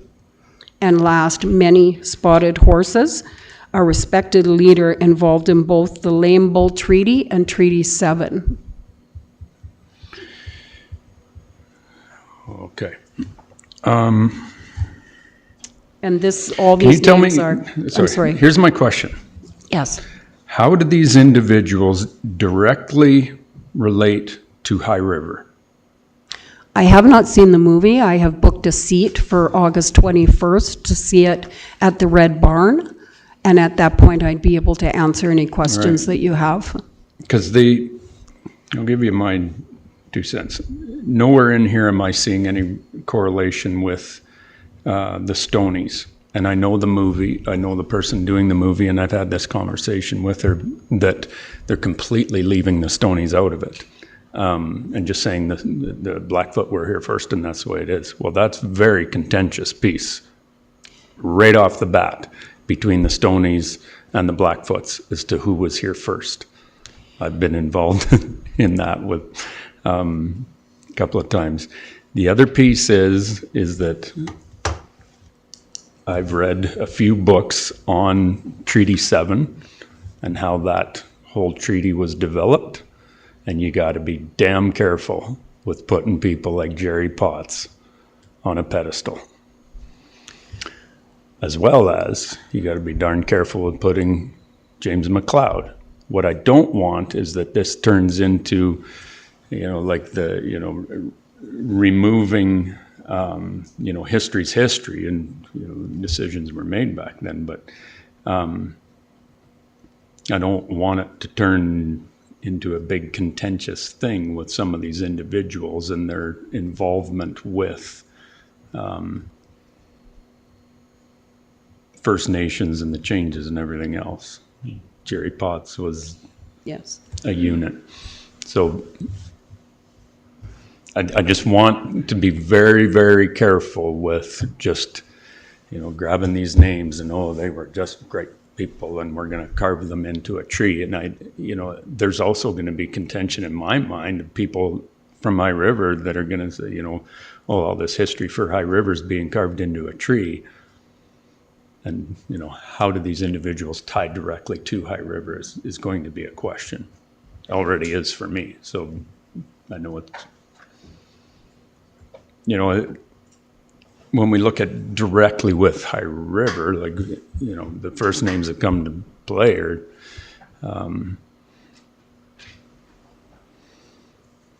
George Lane. There's that kind of, those kinds of things, that's where I want to make damn sure that we're carving the right people. And there has to be a direct connection with High River into it, in my mind. So go ahead, Jenny. I agree. I guess that's part of why I asked who some of these people were, because I don't really know. And then I think it is really important that they do have connections specific to High River.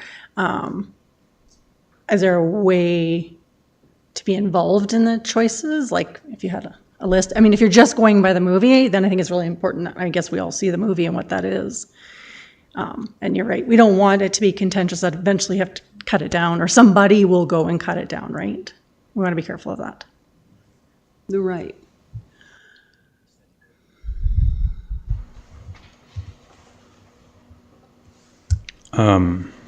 Angela Gray did express that to me at Colossi's, and she did say that some of these people are not heroes, and that is in the movie. But again, I haven't seen the movie.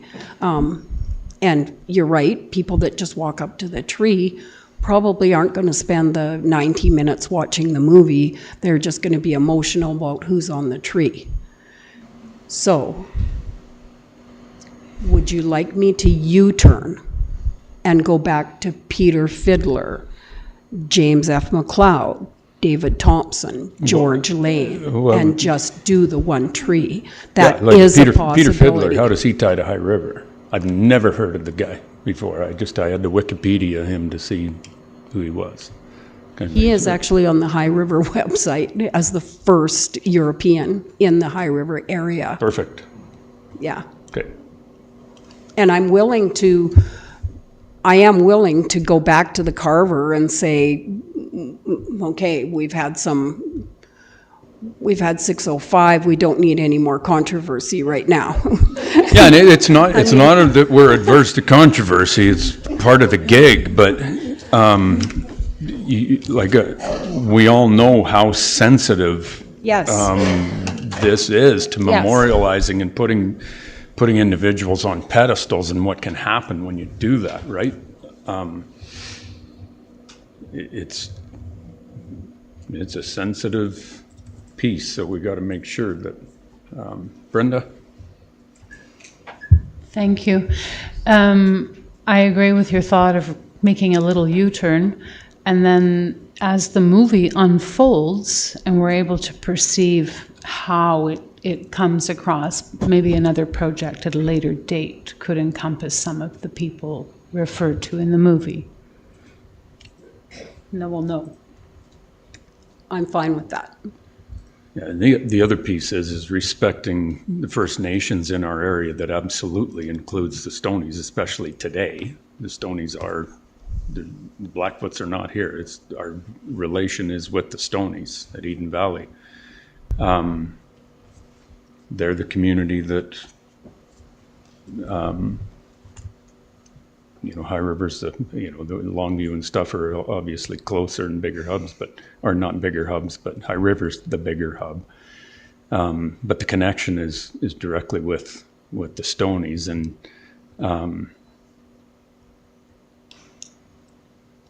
we carve a tree full of all Blackfoot.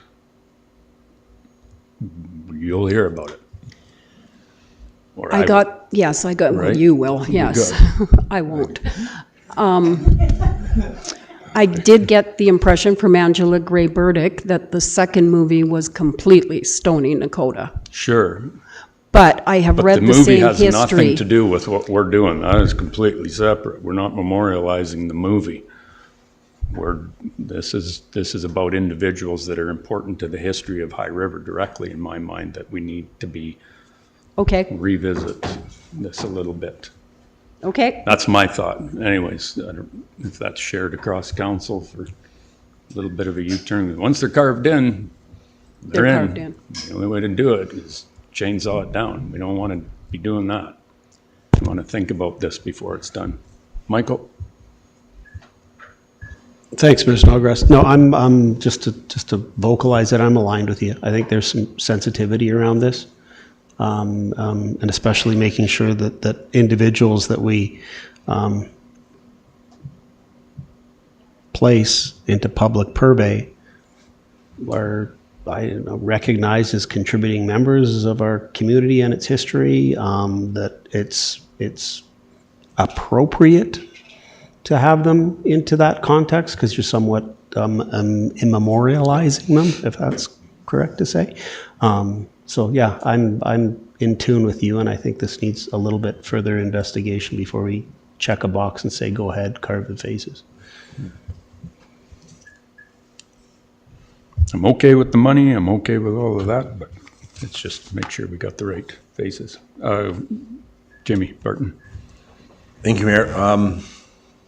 Has there been any forethought into that, the other two carvings of, like, I know you said Stony Nakota is potentially the second one, but like even the third one, like who are we looking at? Have you got a list together or anything?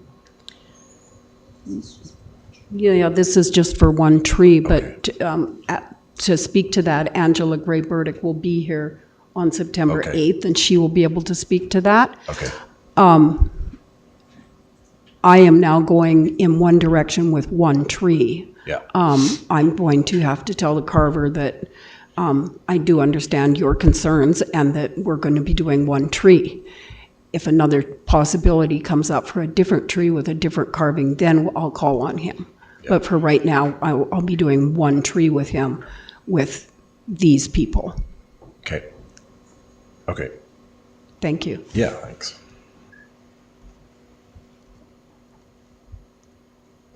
Now I have a question. Go ahead. So if I U-turn the carver and I have the four names. So I've got the James F. McLeod, I've got the Peter Fiddler, I've got the George Lane, I've got the David Thompson. I'd like to put at least 2 more personages on the tree. Are you comfortable with me picking them, or do you want me to send you a list so I can still get them here for September 1st to complete the tree? Yeah, I think we need to see a list, because you Okay. know, when I hear a name like David Thompson, that does not resonate with High River. It resonates with Rocky Mountain House, David Thompson country, right? If Kelly Killick was here, Kelly Smith was here, she could tell you all about it, right? But that's where David Thompson is known up there. That's why it's odd for me to hear his name being tied in with High River. Like, I know for the region, I know for Alberta and all that. I can see that, but I'm just. I believe from we what need to I've bring it read- tighter to High River in my mind. with the Tighter to people. High River. Tighter to High River, if we're Okay. doing this. Maybe in the future, if we need more faces, well, then we can go outside. But I think for the first one, I think we need to recognize High River historical individuals. Okay, I will attempt to get that list to you this week. I was under the impression from the reading that I did that David Thompson was here with Peter Fiddler, but I'll go back and re-look at that. Well, and here's the first thing people are going to do. Who's Peter Fiddler? Right. That's what I did. I go on Wikipedia. That's the know-it-all of everything. High River's not mentioned anywhere. Right? I cannot find any him being in High River mentioned anywhere. No. This is just where people are going to head, going, who's Peter Fiddler? And, you know, born in England, Yes. died at Fort Dauphin, Manitoba. Married a Cree woman, and they had 14 kids. Busy guy, or busy wife.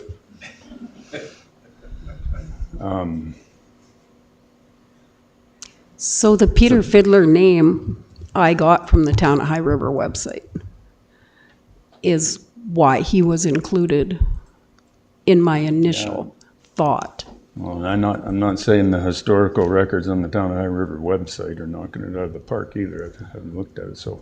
I will go back and do more research at the museum, and I will send you a list of 6 or 7 people that I feel would be more relatable to people from High River and what they did to create our town. And I will get that to you this week.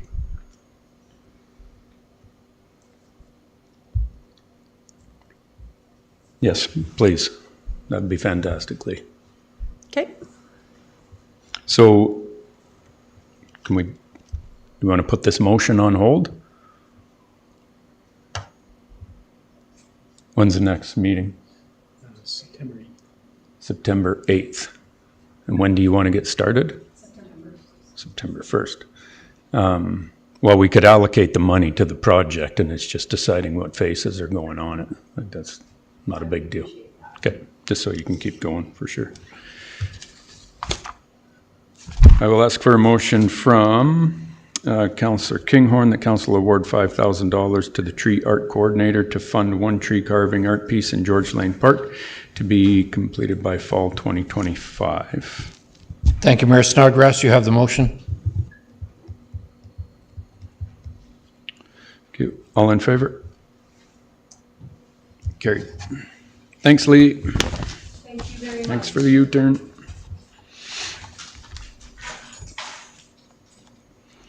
Lease agreement, Highwood Memorial Center. Chris? Thank you, Mayor Snodgrass. So before you today for consideration is the updated lease agreement with the Highwood Center Society.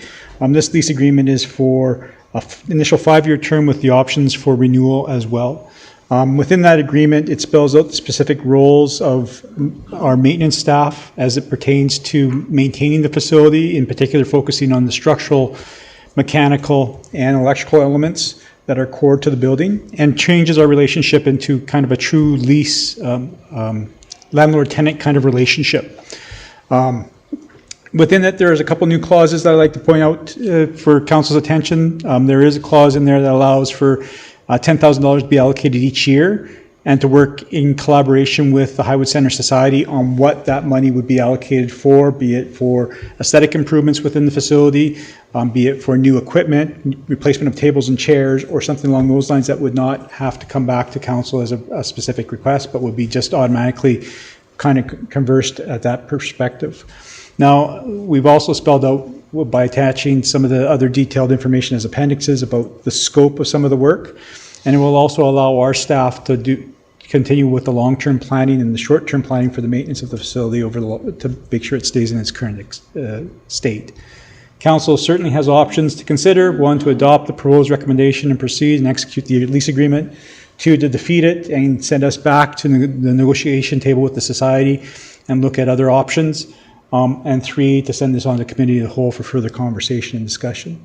Today, we're recommending that it proceed in its current form because we feel it's clear from our perspective to make sure our roles are for the upcoming winter season and into the spring, that we continue moving forward. Thank you. Thanks, Chris. Questions from council? Councillor Jones? Thanks, Mayor Snodgrass. The only concern I had with it was in the maintenance portion, the snow and ice from sidewalks and access points has no real limitations on when and where. And I've had personal issues at the center where town staff definitely is not available and it's late in the evening and there was ice and they wouldn't do anything about it.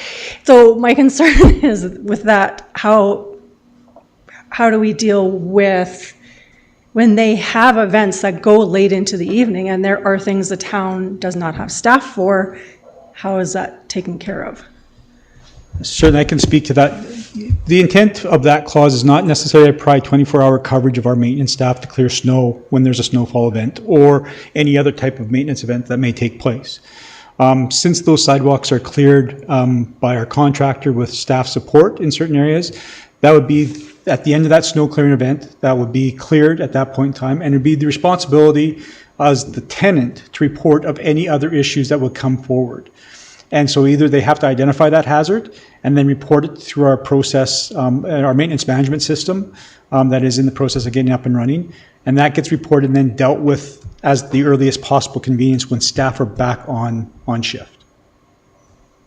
And that all makes sense, absolutely, 100%. But it's not, doesn't state that in there. And like I said, firsthand, they don't do that. Yeah, that's one of the changes to clarify that, right? The general intent of that lease is that things would get reported through our system and we would respond to them when we're able to. It doesn't necessarily mean that it's immediate response, a snap of a finger that we're going to be out there, but it's also up to them to identify that hazard. And if they've identified it, to make it noticeable to the public until we get a chance to get there to deal with it. Okay. For some way, I'd like to make that a little bit clearer, but we can certainly try and figure that out through a letter of understanding on a reporting structure, and we can certainly kind of work through that as a letter of understanding outside of the lease agreement and make that and try something different, some different wording from that perspective. Thank you.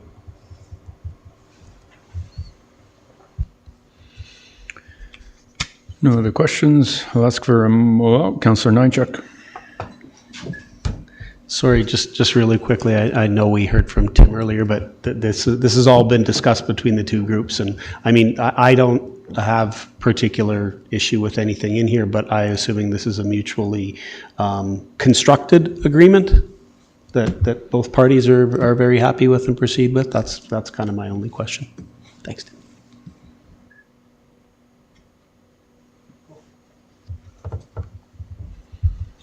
I'll ask for a motion from Councillor Walsh. Council approve the execution of the proposed lease agreement with the Highwood Memorial Center Society for the Highwood Center located at 128 5th Avenue, Southwest High River, Alberta, with the legal land description of Plan 081131, Block 32, Lot 3, and the council authorize the execution of the agreement by the mayor and CAO. I'll give you that motion, Mr. Mayor. Thank you. All in favor? Carried. Thank you very much. Chris, aquatics expansion update. Riley? May I have picture one, Kurt? Thank you.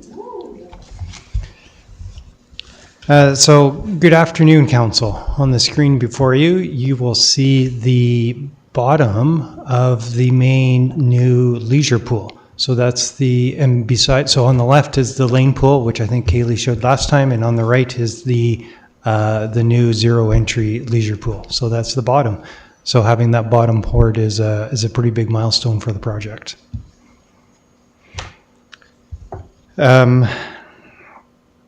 So we have the base poured on the leisure pool as well as the hot tubs slab. Those are the big updates for this week. Upcoming, we have of particular interest is the water slide delivery by the end of August. Roofing continues, still working on some masonry in the change rooms, as well as work on the dewatering, the weeping tile and the sump. With regards to change orders, I do have numbers that are slightly updated from the original report. We cleared out a bunch late last week. So as of last Thursday, we have total change orders of $1,359,000 with contingency of $1,023,000 remaining. And then lastly, with regards to schedule, the startup for the AHU in September is currently being rescheduled, and exact dates will follow in a future update. So that September date is no longer applicable, but we will be updating once we have the dates. And with that, I will turn it over to you to questions. Thanks, Riley. Councillor Jones. Thanks, Mayor Snodgrass. I just want to clarify something because I've been asked by a zillion people. The pool, the old basin closes, the old basin closes November 11th, and it stays closed and remains closed until June. So for 6 months, it is completely closed, unusable. Correct. Okay. Because there's a lot of misinformation, I think, going around now. So the big concern is for, of course, the Aquafit people. Yes. What will happen with that? So we're going to bring Sam actually to a future presentation to discuss that. Right now, where we're sitting is we will use the new basin for Aquafit. That will decrease the class size significantly. So I think we run about 40 people now. We're going to be half or possibly even a little less in the new basin because of the size. To make up for that, we're going to try and run some more sessions. So there will be additional time slots, as well as we're looking at providing a dry land alternative, so a low impact dry land alternative that's kind of similar activity, but in the dry. So those are some options. And like I said, Sam will be coming back at a future with specifics around that. Because I think having some of that clarified sooner than later is going to be better for those people, one, for making alternate plans if that's what they need to do. Because I've had a ton of questions of people asking me who are very unclear and don't know what's happening. And they're also getting that from the staff at the rec center. So the sooner they know what's going on and can give very clear direction to those particular group of people, I think would be really important. Fair enough. Thank you. Thank you.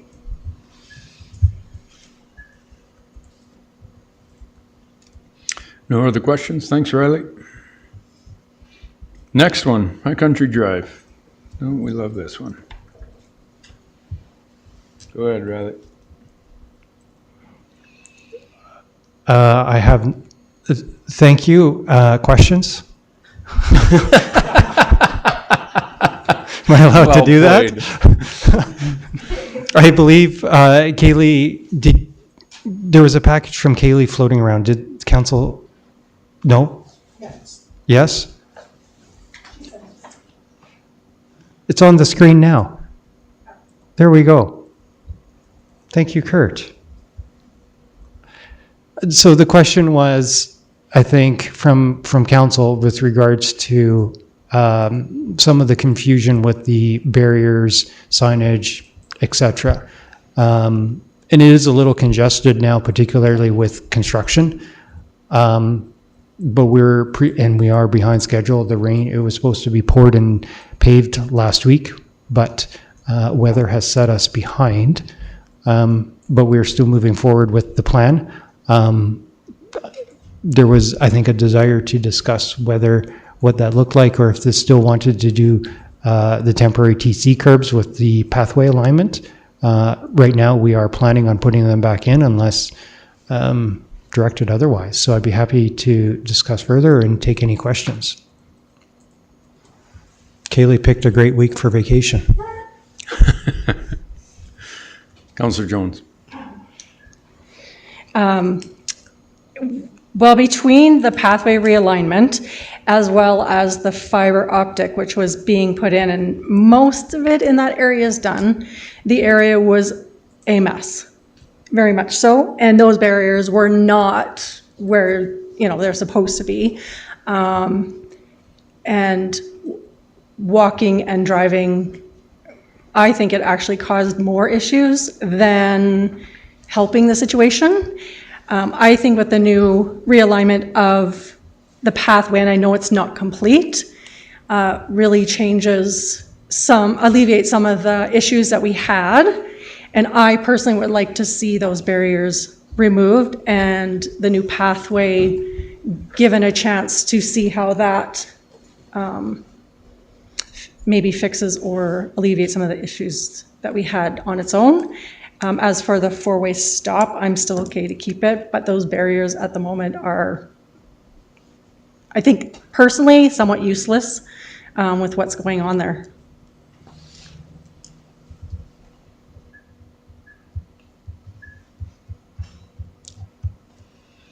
Councillor Nychuk.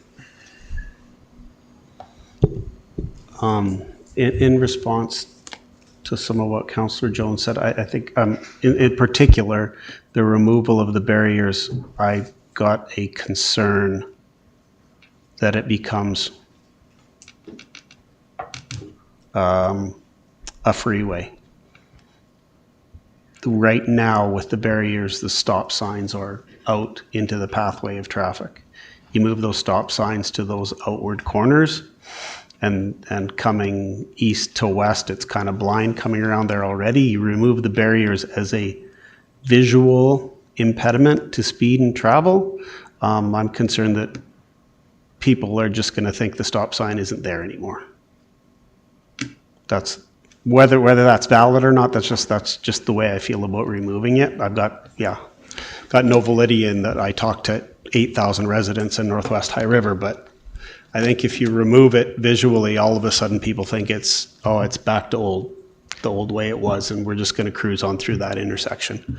I don't know. I've seen the lights out at 3rd and Center, and just because the light doesn't work, I've seen people blow through and almost take the front end of my vehicle off. So I mean, not categorizing everybody as not attentive drivers, but sometimes there are some of them, and that would be my concern anyway.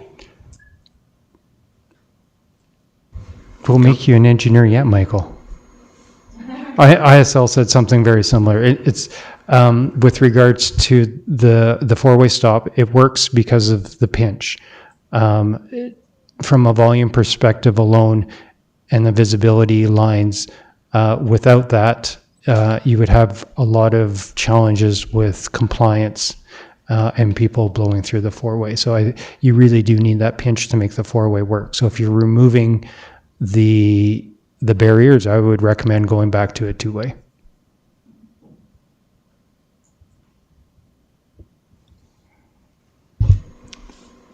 Councillor Barton.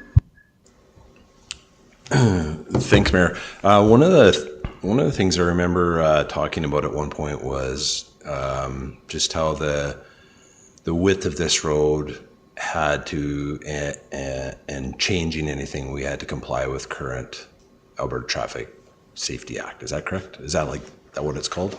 Alberta Traffic Act? Well, there's a number of manuals we follow with regards to when we're designing these in terms of standards or requirements. So you have Alberta Traffic Act, Safety Traffic Act, something like that, with regards to legislation and traffic control. You have the TAC, which is Transportation Association of Canada, which guides a lot of your design details. And then on top of that, City of Calgary Traffic Roads Manual we follow as well. And that will give you a lot of the finer details in terms of the design. So there's kind of multiple layers in terms of design standards legislation on these. Okay. And the only reason I bring that up is because I had a client of mine that lives up in the northwest, and they get involved with coffee groups, and I don't know that any of the group that he's kind of with all the time is very political or in nature or anything like that, but he just said they went to both of the sessions, the open house sessions or whatever, and he phoned me on the weekend and was,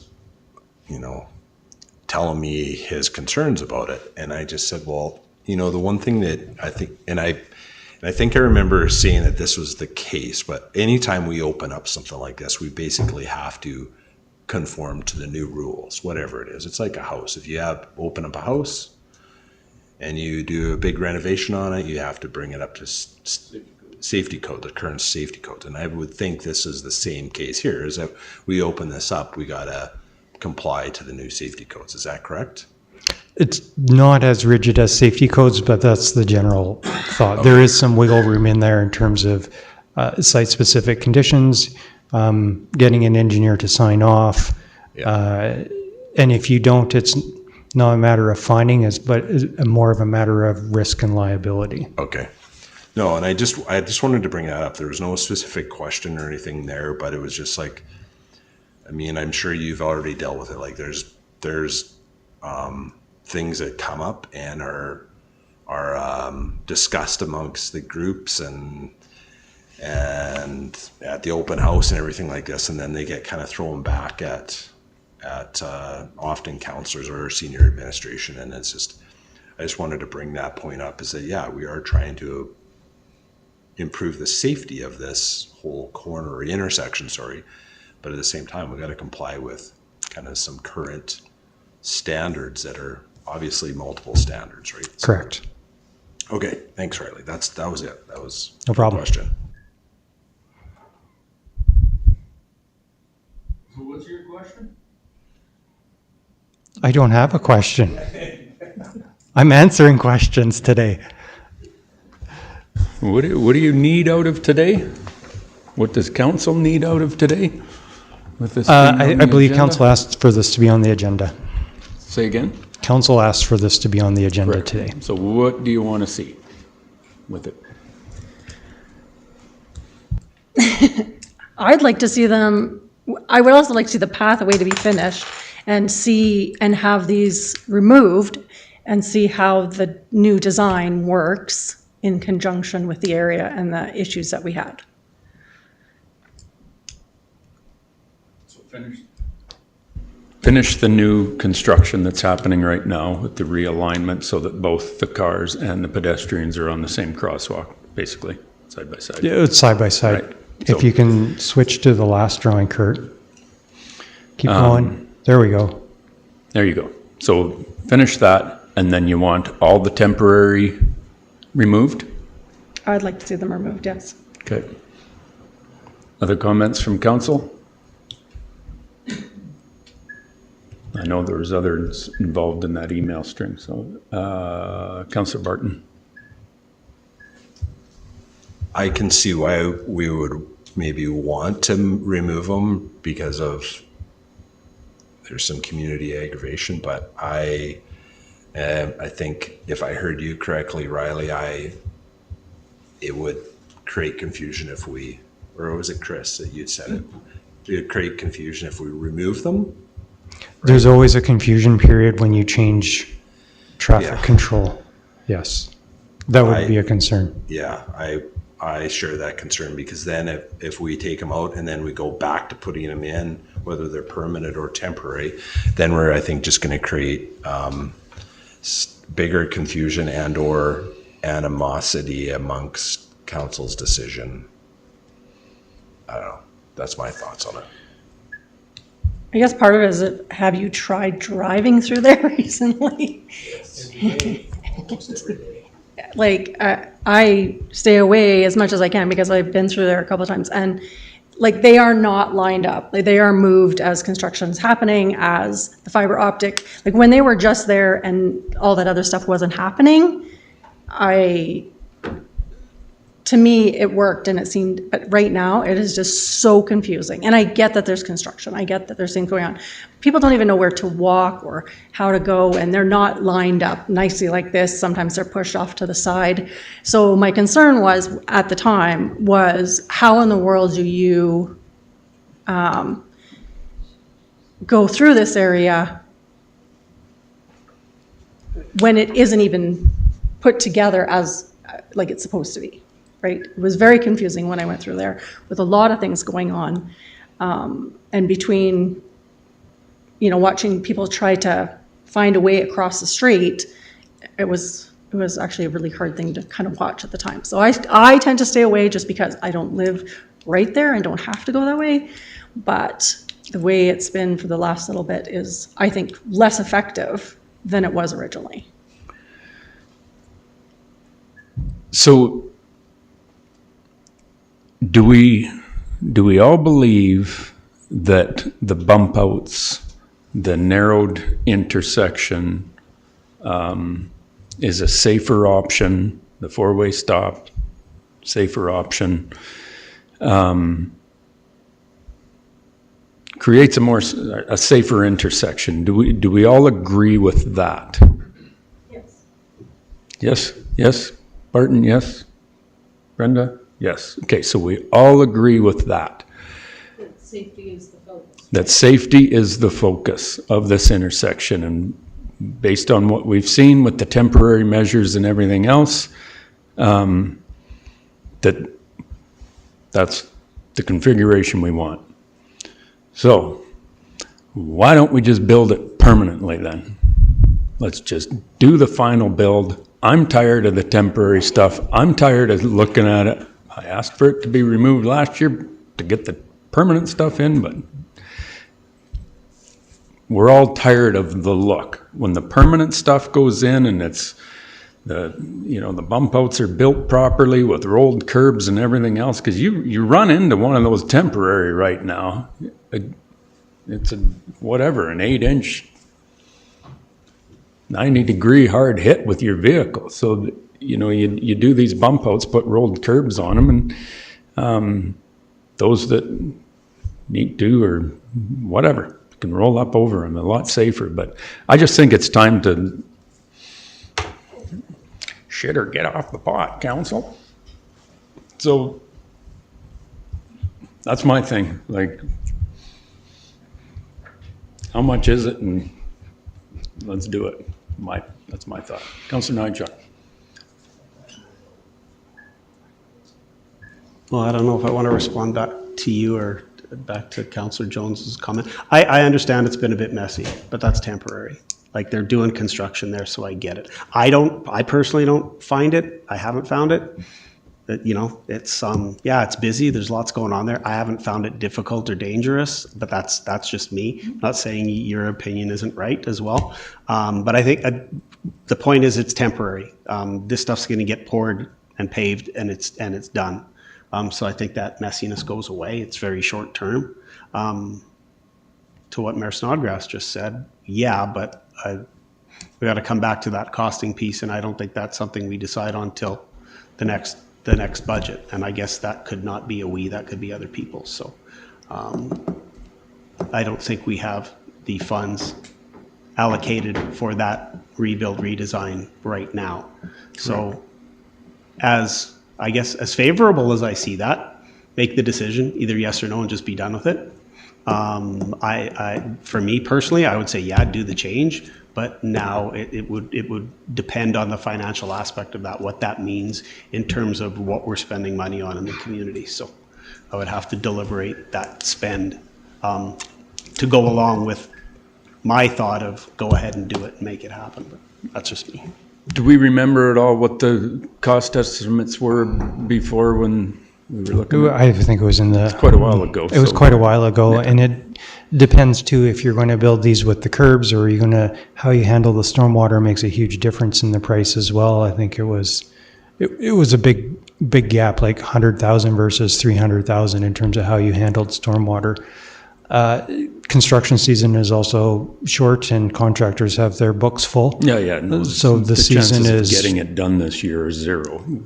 There's no question. Like there's the budgetary concerns, but there's also contractor availability. We have Correct. to book this work a long time in advance with putting it out to tender, et cetera. So it's not just something that we pull off and do on Wednesday. Thursday's fine. Okay, so does council agree then, like Michael says, that I get it, Jenny, the current bit of a cluster out there, there's a lot of it that is very temporary while we get these new ramps and stuff put into place. So does council agree that we finish the current construction, the ramps, and the temporary measures are put back in place? And this gets, the decision will get deferred to the next council. We can't do it. We're too tight for time. So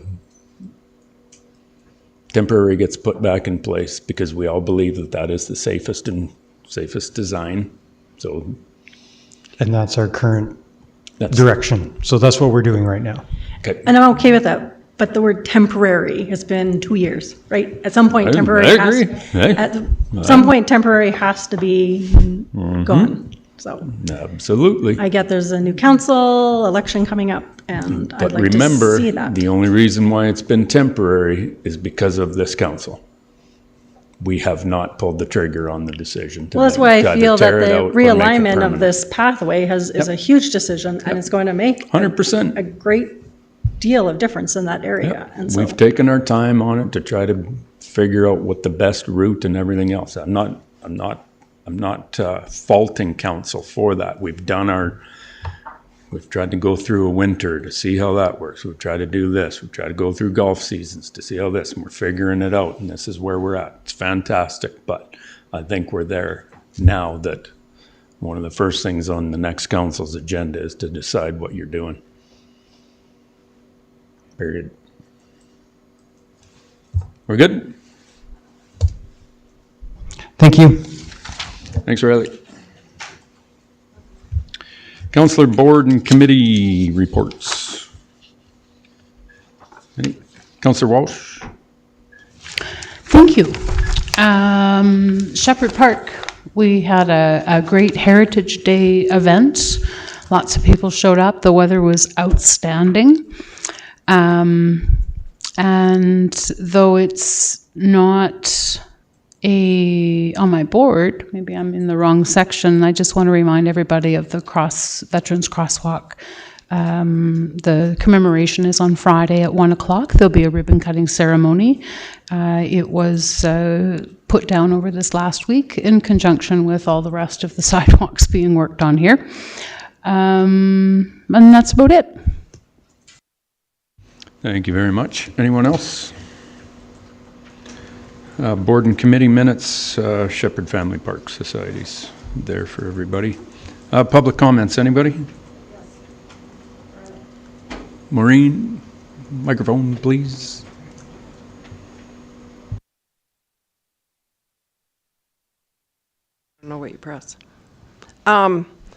The last time I sat up here with Riley, he told me that there was not going to be any work on the golf course, but there is. Is that the golf courses where they've dug out, or is that the town's property line?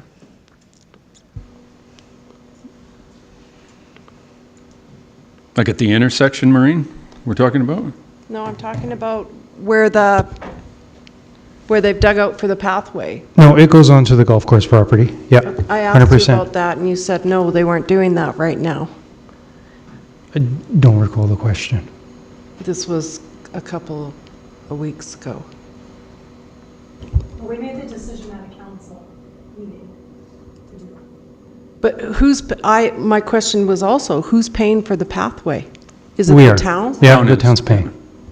Yeah, we're aligning it for our road system, so yes, we are. Wow. Okay, thank you. We're aligning it for the safety of our roadway.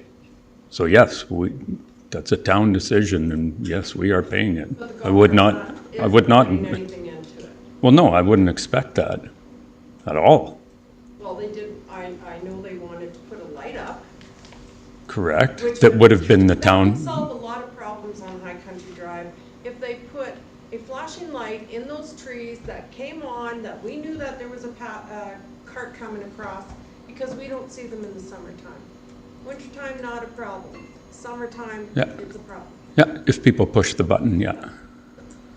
The golf course could have put a little gadget thing, motion sensor thing. When the carts go by, light comes on. We know there's a cart. Yeah. Yeah. Well, next council can decide what to do, and that could be part of it. All we've done is just made it so that the carts, so that there's, because previous it was the golf carts are here, and then the pedestrian and the intersection was way over here. So there was this big gap in the middle that created issues. Now we're bringing them both together so that everything lines up together, whether the bump outs stay, whether there's a light put up, all that stuff. Next council will decide. Anyone else? Thank you very much. Council correspondence requiring action. Letter of support request from the Blue and Glow. Standard issue that we do every year. Can't remember what order we're in, but I'll ask for a motion from Councillor Jones that council support Mayor Snodgrass in signing the letter of support for the 2025 Balloon Festival. I'll give you that, Mayor Snodgrass. Thank you. All in favor? Carried. Council correspondence information, lots of correspondence on 605. Deputy Commissioner of Alberta RCMP, and correspondence regarding the Bob Snodgrass Rec Complex staff and the amazing job they did helping this individual and his family. So, Councillor Kinghorn, question? Thank you, Mayor Snodgrass. Just a reminder that we did receive a letter from the Museum of the Highwood Board, basically outlining everything that was talked about with respect to the McLeod Trail property and the history behind it and that sort of thing. Excellent. Thanks for pointing that out. Nothing further. Meeting adjourned, 5:39.